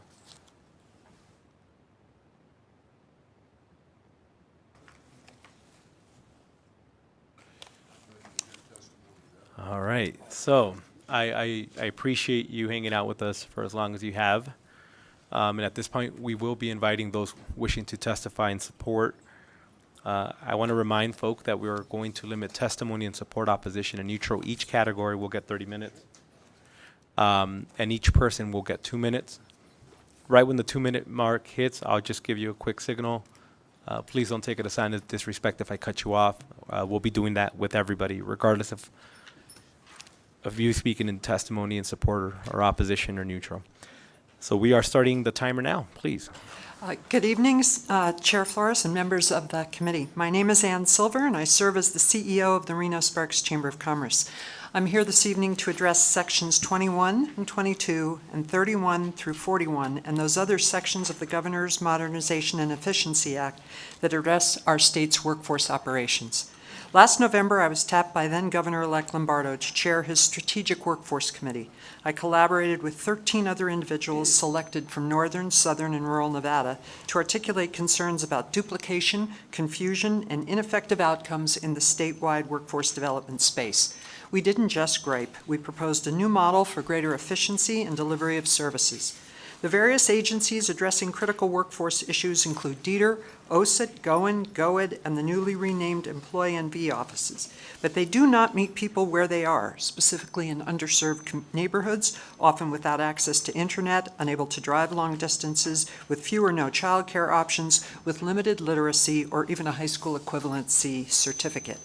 As a member of the Governor's Workforce Development Board under Governors Sandoval and Sisolak, I heard countless reports from agency heads relating to Nevada's expenditure of millions of dollars in job training, but no explicit outcomes verifying sustainable career growth, earnings, or financial independence.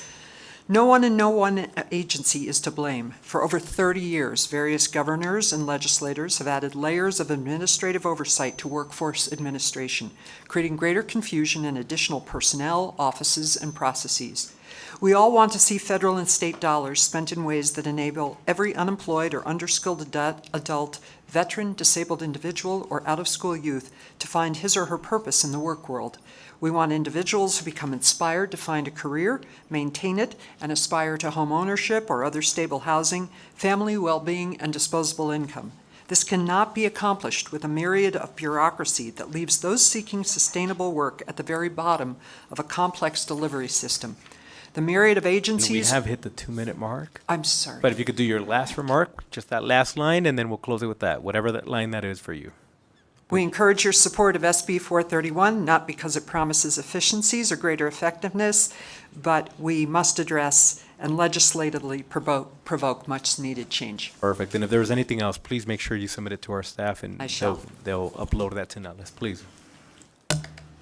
Chairman and members of the committee, my name is Tessa Laxalt. I'm the Director of Government Affairs at the Nevada Trucking Association, and we are here in support of SB 431, the Governor's SB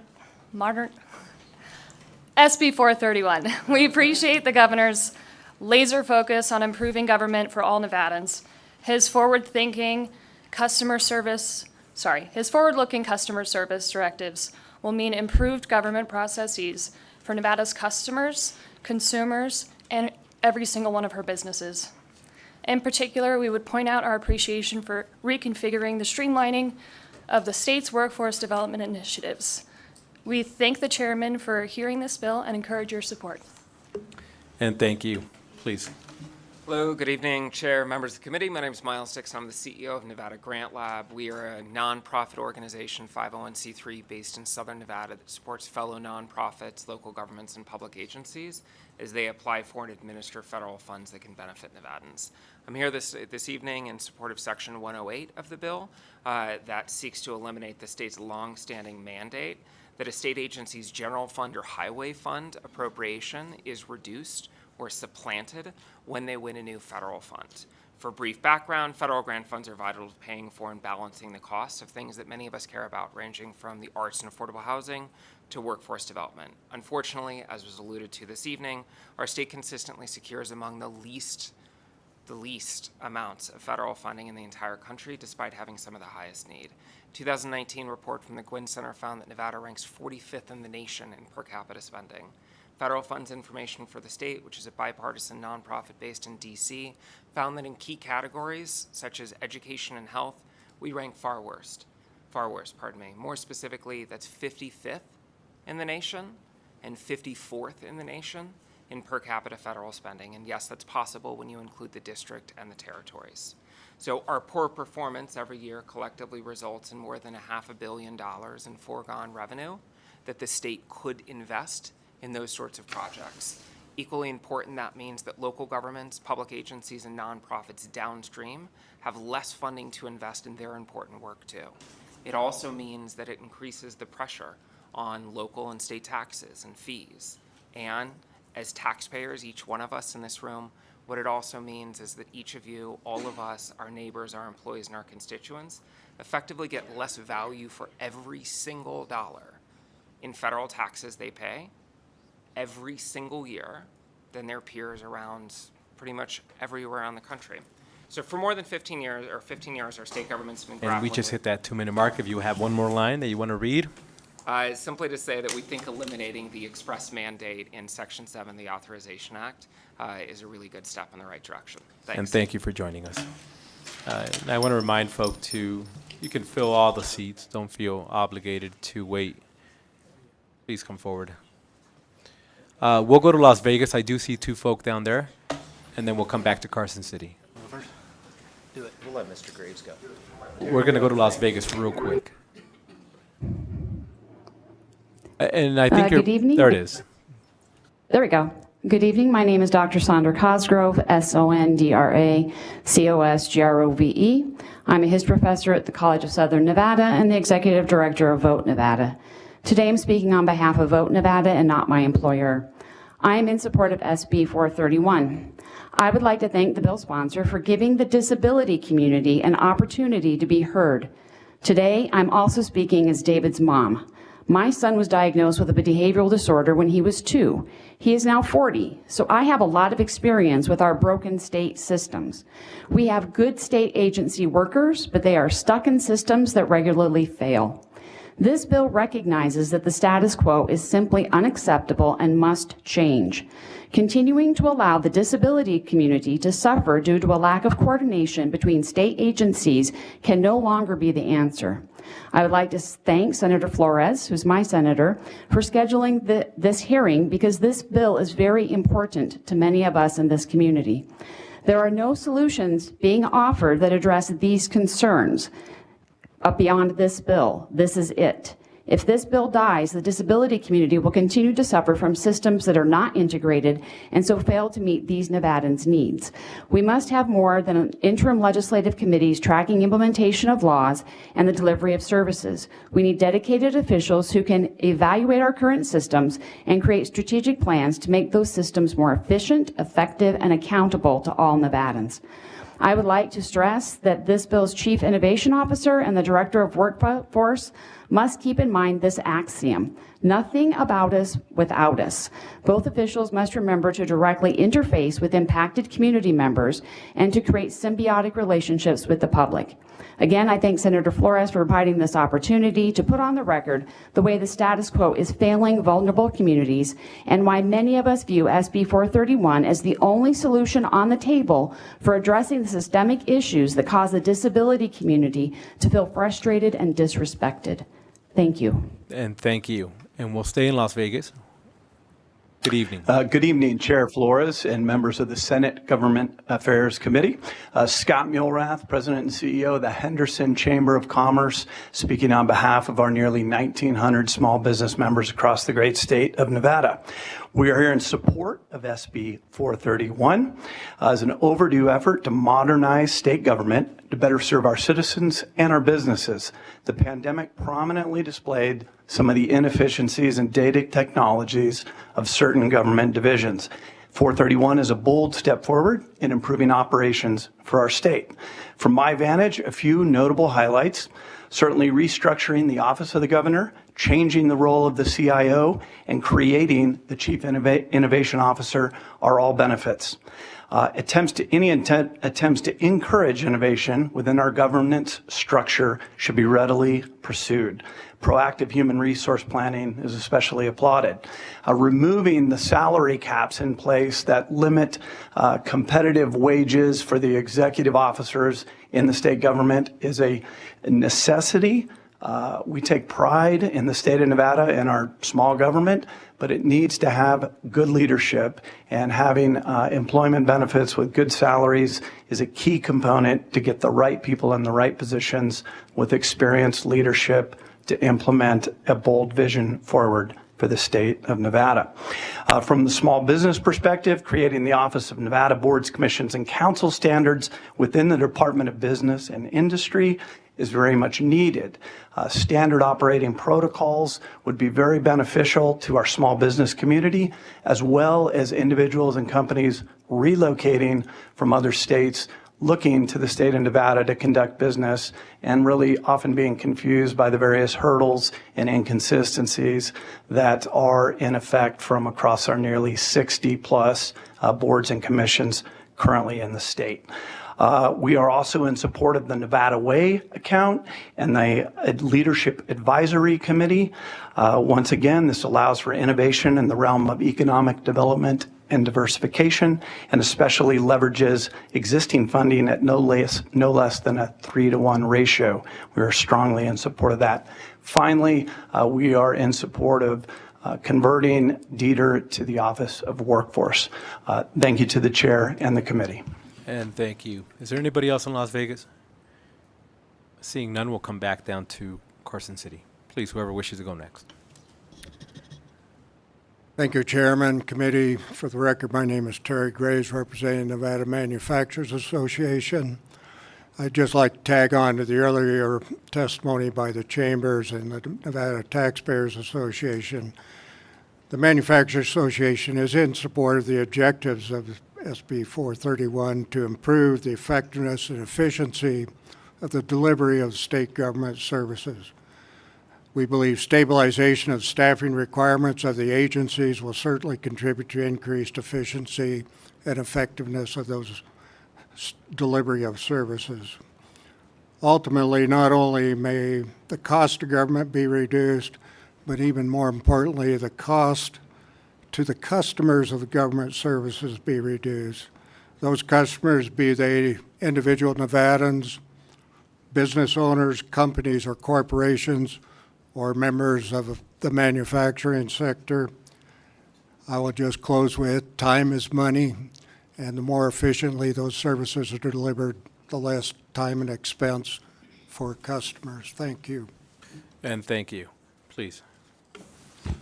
Good evening, Mr. Chairman, members of the committee. For the record, Andrew McCabe, the Executive Director of the Nevada Franchise Auto Dealers Association.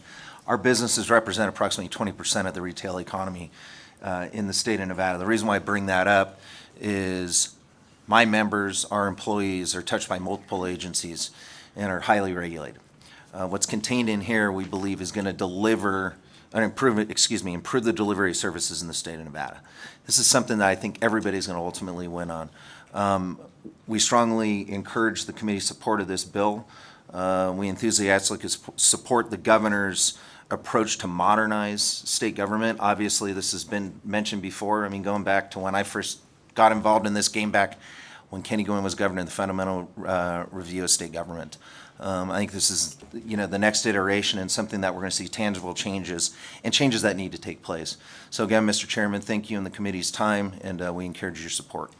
And thank you for joining us, please. Good evening, Mr. Chair. For the record, Trey Abney, on behalf of the 2,000 Nevada member businesses of NFIB, will associate myself with most of the comments that came before. Certainly believe that fiscal responsibility and effective, efficient government administration are foundational to a strong and sustainable economy for Nevada small business and for homegrown job creation. So we urge you to support SB 431. Thank you, Mr. Chair. And thank you for joining us, please.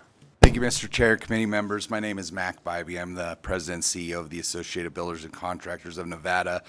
As someone who has worked in a prior administration, I just want to echo some of the personnel challenges that this administration needs to overcome. Hiring, maintaining talented staff, keeping people on, and then obviously if they're recruited out, that creates stress on the departments because they don't have the personnel and resources to deliver those services. I'd also like to point out too, as somebody who formerly was on the Workforce Development Board, it is applaudable to have the objective to bring all the workforce development programs and goals and try to align them together in one effort instead of having to patchwork through state government. Thanks. And thank you for joining us. Please. Thank you, Chair, members of the committee. Glenn Levitt, Director of Government Affairs for the Nevada Contractors Association. We represent over 450 construction general contractors, subcontractors, and industry affiliates, primarily in Southern Nevada. Like Mr. Graves said, time is money, so I'll just go ahead and say that NCA supports this bill. And thank you for joining us. Please. Chair Flores, members of Senate Government Affairs, Connor Kane on behalf of the Las Vegas Global Economic Alliance, commonly referred to as LVGEA, in support of Senate Bill 431. Specific to the Nevada Way account in Section 107 of the proposed legislation, LVGEA appreciates the bill's sponsor for consideration of designated funds that could enable Nevada to take part in transformative opportunities, boost public and private partnerships, and support the state when emergencies occur. As a regional economic development authority covering the largest and most populous part of Nevada, we wish to speak specifically to the economic aspect outlined within this section. LVGEA believes it affords Nevada the flexibility to participate in high-yield endeavors, resulting in the generation of new, long-term tax revenues that are then reinvested at the local, regional, and state levels, including Nevada's general fund supporting K-12 and higher education, health and human services, public safety, and more. We want economic growth to afford Nevadans quality career opportunities, and we want to see this type of growth as it generates new tax revenues from outside the state to support our citizens. Most importantly, as economic development focuses on diversifying the state's economy, we support measures like these that work to make our state more resilient so we can better weather boom and bust cycles. Again, we urge your support for Senate Bill 431 and appreciate the opportunity to provide testimony. And thank you for joining us. Welcome. Good evening, Chair Flores and members of the committee. Christina Kleist with Brownstein here today representing the Latin Chamber of Commerce. We are in full support of this bill and want to thank Governor Lombardo for taking the necessary steps to help our state government better serve all Nevadans. We echo many of the comments already stated, but in particular, appreciate that this bill will help the growing small business community, which is often significantly impacted by the inefficiencies in the existing government structure. Thanks. And thank you for joining us. Please. Hello, my name is Sarah Collins. I'm with I3 Public Affairs representing the Nevada Petroleum Marketers Association. We understand how the process can be tedious and erroneous, and we appreciate Governor Lombardo for trying to streamline this. Thank you. We support SB 431. And thank you for joining us. Seeing no one else in Carson City or Las Vegas, we'll go to the phone. BPS, anybody wishing to testify in support of Senate Bill 431?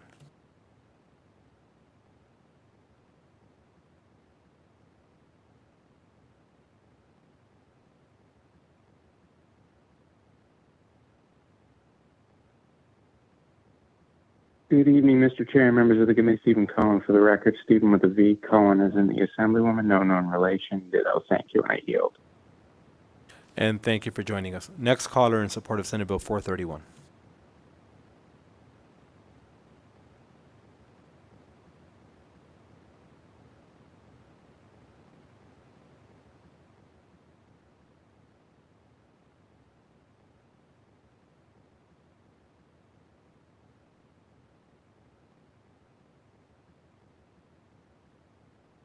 The public line is open and working. There are no callers in. Thank you. Seeing nobody else in support, we will now invite those wishing to testify in opposition to Senate Bill 431, Carson City or Las Vegas. Seeing none in Las Vegas, we will come to Carson City. Whoever wishes to go first. Good evening, Chair Flores and members of the committee. For the record, my name is Annette Magnus, and I'm the Executive Director of Battleborn Progress. We are here today in strong opposition of SB 431. We do not believe this bill represents anything akin to the Nevada Way.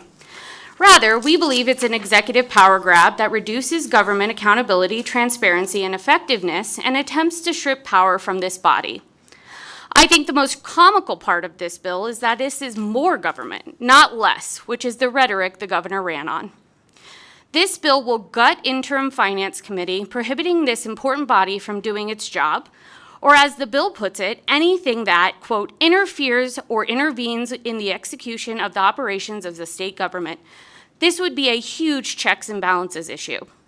We saw how instrumental IFC was during the pandemic when our state was suddenly facing massive revenue shortfalls and hard decisions had to be made. When Nevada received funds through the American Rescue Plan, it was IFC who was able to provide a public-facing and transparent discussion about how those funds ought to be spent. It was thanks to the effort of the governor at that time that we were able to invest that money into critical needs for our state, such as our historic affordable housing bills. Gutting the IFC is both a betrayal and a way of reducing accountability, public participation, and legislative checks and balances. This bill also creates a slush fund in the state general fund known as the Nevada Way account, which has a vague and unclear purpose and is managed by a committee comprised of the governor, legislative leaders, and several hand-picked members such as, quote, a member of the congressional delegation or a mayor of an incorporated city. The committee then only meets at the call of the chair, who just so happens to be the governor, and considers funding requests that have been made by the governor. We also take issue with the increase in the private donor gift amounts that are allowed to be made to state agencies and the weakening of the governor's insurance of an emergency declaration or disaster order. Ironically, the one area where the governor might need flexibility in responding to a crisis is hamstrung by this bill. And if I could just have you do your closing remark. I could go on and on about the issues in this bill. Once again, this sounds like the governor having the power to stack the deck in his favor and award funding recommendations to his political allies and friends. This bill is far from the Nevada way, and we urge you to vote no. And thank you for joining us. Please. Good evening, Chair. Alexander Marks with the Nevada State Education Association, the voice of Nevada educators for over 120 years. NSCA is in opposition to Senate Bill 431, particularly to the expansion of the State Rainy Day Fund and use of funds for public-private partnerships. Instead, we believe that state revenues should be more aggressively appropriated for public services, including K-12 public education. This bill would lift the cap on the State Rainy Day Fund from 20 to 30% for total state general revenue appropriations, which will have the impact of withholding hundreds of millions of dollars from vital public services. Between the expanded Rainy Day Fund and the Education Stabilization Account, nearly $2.5 billion will sit in accounts while our students and educators suffer. A couple days ago, the NEA, the National Education Association, released their annual ranking of states for 2022, and Nevada continues to struggle. We are once again 48th in the country in per pupil funding, more than 5,000 behind national average and 1,000 behind Alabama and Mississippi. We've heard a lot about historical funding this session. However, the Commission on School Funding has already testified that most of the additional proposed funding will go towards increasing costs. Legislators around the country are increasing school funding to keep up with inflation, meaning without significant additional resources beyond the $2,000 per pupil increase proposed by the governor, Nevada will do little than just run in place. It is a rainy day in Nevada. That is why we believe it's irresponsible to continue to underfund education with $2.5 billion slated for reserves. We would encourage this legislative body to program a large portion of reserves to keep moving, or we encourage legislators to program a large portion of reserves to keep moving forward with optimal funding, not just running in place, so we can ensure a high-quality education. Properly funding our schools and public services is hard work and isn't necessarily as flashy as a proposal to create a new bank account where the governor can spend hundreds of millions of dollars on public-private partnerships, but we believe we should be funding our public schools instead. Thank you. And thank you for joining us. Please. Thank you. Ross Armstrong, Executive Director for the Nevada Commission on Ethics. Last week, the commission met and approved a letter in opposition, which is posted to Nellis. The focus of the concern for the Nevada Commission on Ethics are the provisions that appear to remove the independence of the commission. Some of those have been removed in the mock-up. Section 3 has been removed, and that was the largest concern. We still have some concerns in Section 20 about what it means to be under the purview of this new Office of Boards and Commissions. We have jurisdiction over the Director of Business and Industry. We would have jurisdiction over that new Deputy Director over that commission. From the Caliena Youth Center groundskeeper to the governor, we have jurisdiction to provide confidential advisory opinions that are independent and well-researched and based on law, and to investigate complaints of ethics violations. And so we would seek to be not included under the purview of that office, if that means any authority to control our investigations or to dictate how we operate. If it's similar to the relationship we currently have with the Department of Administration, which helps provide HR and fiscal services, that would not be of concern to the commission, but we want to make sure that the independence of that Ethics Commission is preserved so it can do its work in an unbiased, impartial, and effective way. Thank you. And thank you for joining us. Please. Thank you, Chair Flores. Andy Donahue for the record with the Labor Employers Cooperation and Education Trust in a fairly limited state of opposition in this phase, namely with regard to the placement of the Apprenticeship Council. It's a rather technical point that I understand is continuing to be considered and resolved, and it's just where we are today. Thank you.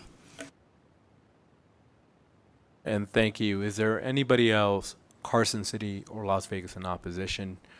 Seeing none, BPS will go to the phone lines. Anybody wishing to testify in opposition to Senate Bill 431?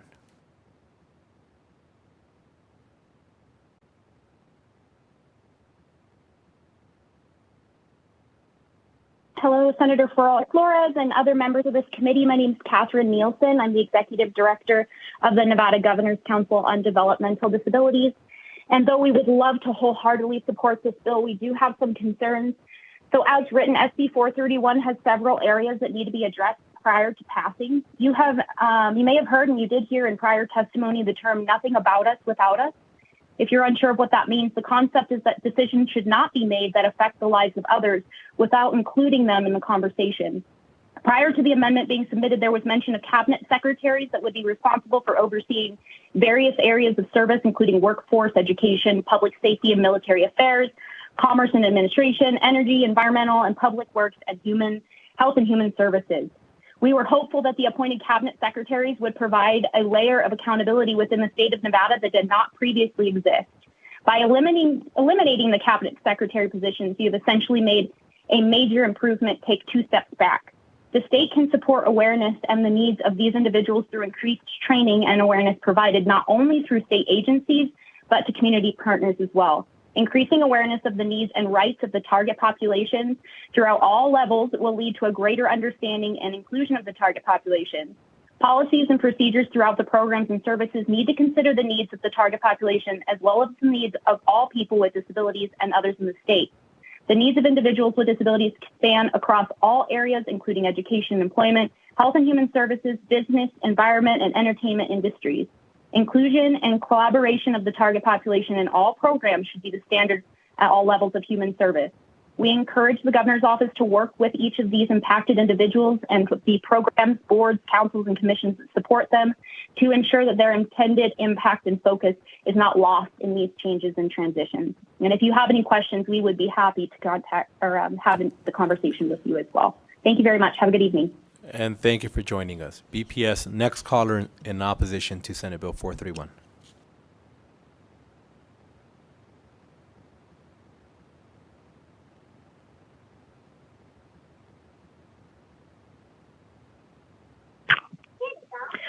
Hello, Chair and committee members. My name is Amber Falgout, AMBER-FALGOUT, and I am calling in opposition to Senate Bill 431. I am a resident of Senate District 15. SB 431 removes the cap on salaries paid by the state. Currently, those salaries cannot exceed 95% of the governor's salary. Without that cap, it opens the door for executive branch officials to consistently raise their pay. This has never worked, and the Washoe County School District can attest to that. This is not the Nevada way. We need accountability at all levels of government, and SB 431 does the exact opposite of that. Additionally, this bill removes power from the Interim Finance Committee, which does critical work every single year. Shifting authority solely to the governor's office blurs the lines between the separation of powers our state currently holds in its government. I urge the committee to vote no on SB 431. Thank you for your time. And thank you for joining us this evening. BPS, next caller in opposition to Senate Bill 431.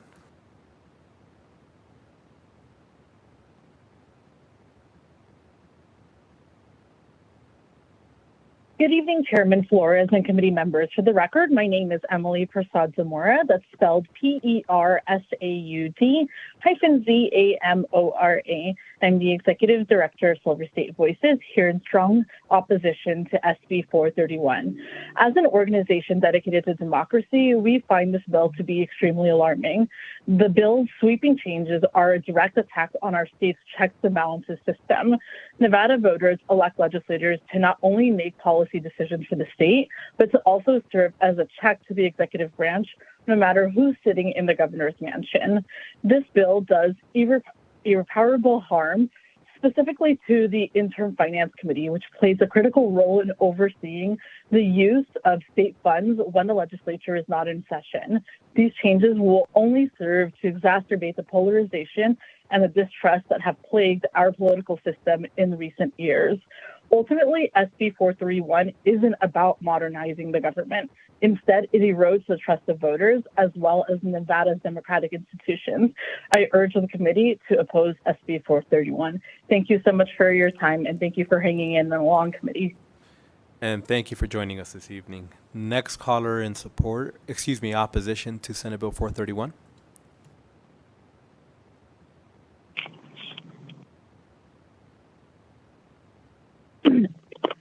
Good evening. Could you all hear me? Yes, we can. Oh, hi. Good evening, sir. Chairman Senator Flores, thank you for giving me the opportunity to speak, and the rest of the committee. Sorry. My name is Dora Martinez. I am a co-founder of the Nevada Disability Peer Action Coalition, and I'm also a member of Nevada Council of the Blind. We really want to support this bill, but as it's written right now, we are opposing it. I will ditto the prior callers, especially the Director of Developmental Disability, Catherine Nielsen, and I'm going to emphasize the phrase, nothing about us without us. We encourage you all elected officials to please, let's work together, include us in the baking of this bill, because if you were baking blueberry cake and you forgot to put the blueberry and you get it out of the oven and like, oh my gosh, it's supposed to be a blueberry, oh, just put it on top, it does not taste good. So I know that's an analogy because I'm hungry and it's late, but we encourage you all to include the disabled population of Nevada, disabled Nevadans in this bill. We want to work. I want to work. A lot of people in my organizations are wanting to work, but this broken system, and now it's going to go where they're proposing is going to be even broken. There's no transparency. There's no accountability. Where do we go? We're stranded, and we want to work and help our children because we are parents, and we want to do our portion as a taxpayer. Thank you. Have a good evening, and thank you so much. And thank you for joining us this evening. Next caller in opposition to Senate Bill 431.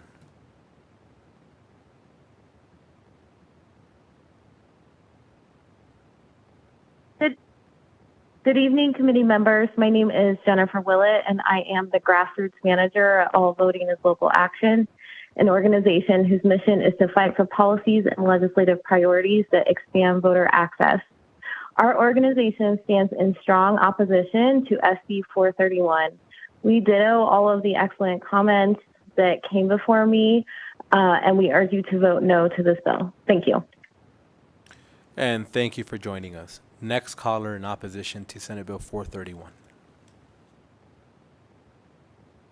The public line is open and working. There are no callers at this. Thank you.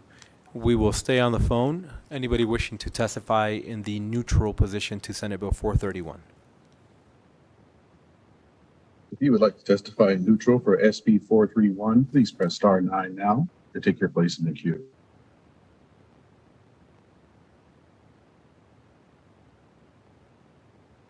The public line is open and working. There are no callers at this time. And thank you. Anybody wishing to testify in the neutral position in Carson City or Las Vegas?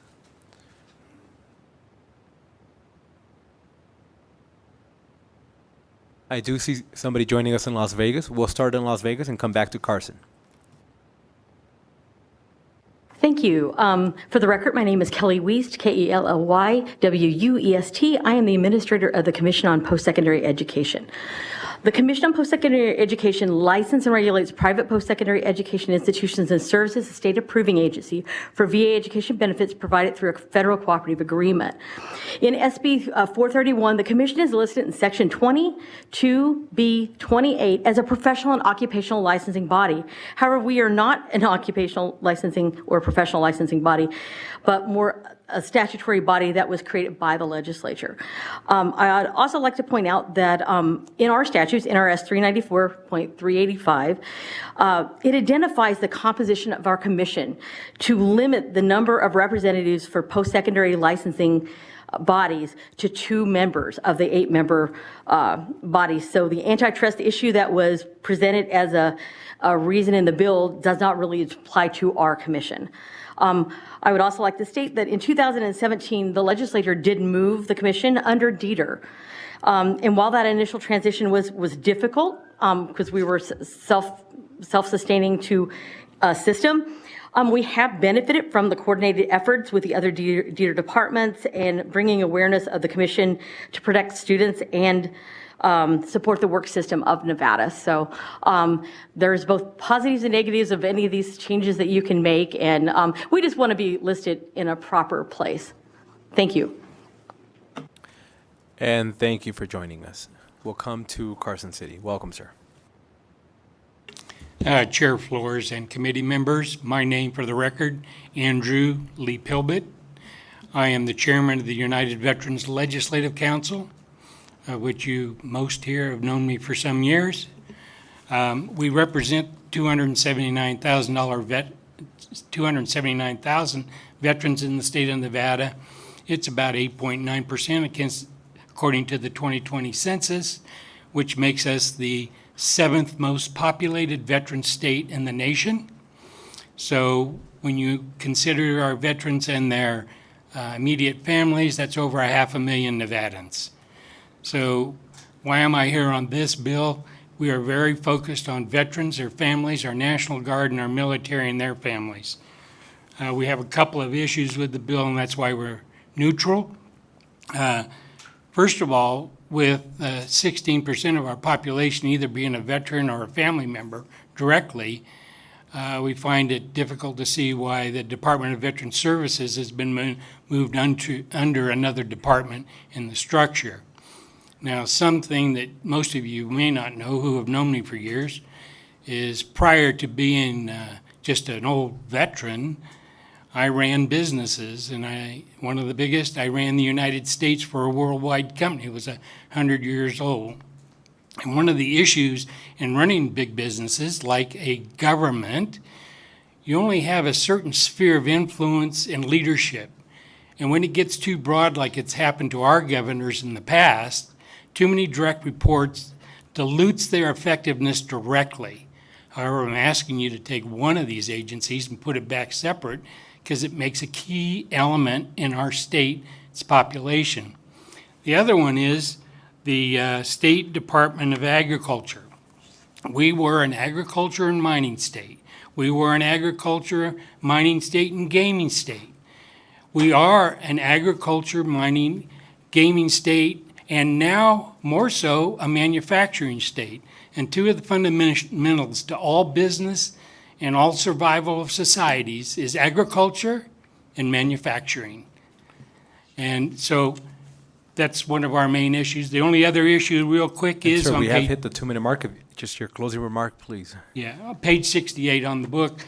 Now that you've limited the point system on veterans preference but kept veterans preference, how are you going to keep the preference? And that's our question. Thank you. And thank you. And I appreciate you bringing that up because I know we originally intended to address that issue. And I think they still want to give preference to veterans and widows of veterans, but they just changed that 10-point system. But we'll have them address that right at the conclusion of the hearing. But I do appreciate you bringing that up because we originally were supposed to do it and I forgot. Excuse me. I appreciate the correction there. And with that, we will Anybody else wishing to testify in the neutral position? Seeing none, we will then invite you for any closing remarks you may have.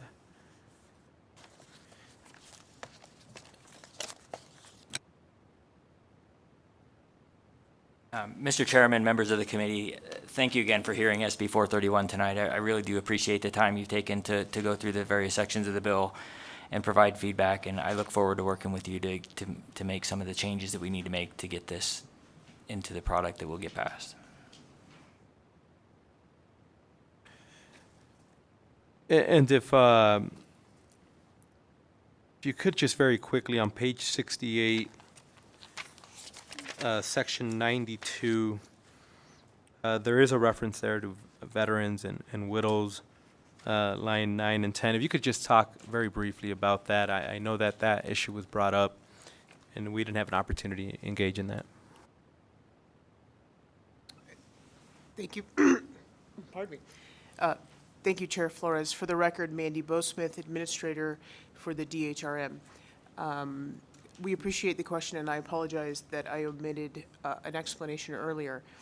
It is not our intention to eliminate veterans' preference or preferences for widows or widowers of veterans. It is instead our intention to preserve that preference. However, how it works now is something that we want to perpetuate in the future. We have largely eliminated examinations from our civil service process at the state of Nevada, mostly because most of the job classifications that we have don't require examinations. As an example, to become an administrative assistant, you don't have to take a typing test any longer. You used to have to take a typing test for those kinds of things. In terms of veterans' preference, how it works with recruiting is once we establish what we're calling in SB 431 pools of eligibility, or pools of eligible persons, veterans' preference applies wherein anyone who has identified themselves as a veteran is on the you must interview list. So an agency would get that list or that pool of folks, and they would be required to interview all individuals who have identified as veterans during the course of their selection process. And I appreciate you clarifying that. And I think we understood that, but we never addressed it, and I think it was important for our veteran community. With that, we will, not seeing any additional questions, we do appreciate the overall intent of wanting to modernize and make government more efficient. With that, we still continue to have some reservations about where we can balance that with transparency and accountability, but I think we can possibly continue to work together and achieve that objective, both transparency and efficiency, and work with the various agency heads that are present today and other folk who couldn't make it. And hopefully we can move something. We'll see. I do appreciate our staff. We'll close out the hearing on Senate Bill 431. We only have 5 more bills for today.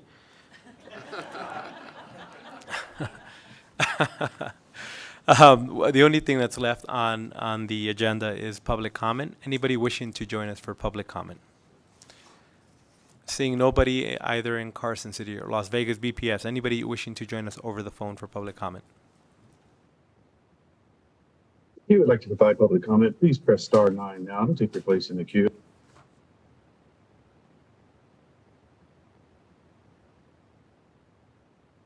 The public line is open and working. There are no callers at this time. Thank you. All right, as always, a quick shout out to all our amazing staff for sitting through a very long hearing and for your amazing work. We appreciate you. And as we continue this appreciation train, we will not be meeting on Friday. So I just wanted to let everybody know so you can tell your families, plan accordingly. And then we will come back together on Monday. Members, we were supposed to take a picture. However, I was presenting, so that was my mistake. And unfortunately, we missed that. Tomorrow morning, we're going to be taking a picture outside at 7:45 a.m. So I invite the members that we meet at that time and do our committee picture at that time. And our amazing staff will be there. But if our amazing staff are not there because they want to rest just a little bit longer, that's not an issue at all, and we can coordinate some other time. But we will be there anyways, so I think we could probably take advantage of that and knock it out. All right, team, I appreciate everything, all the thoughtful questions and sitting through a very long hearing. This meeting's adjourned.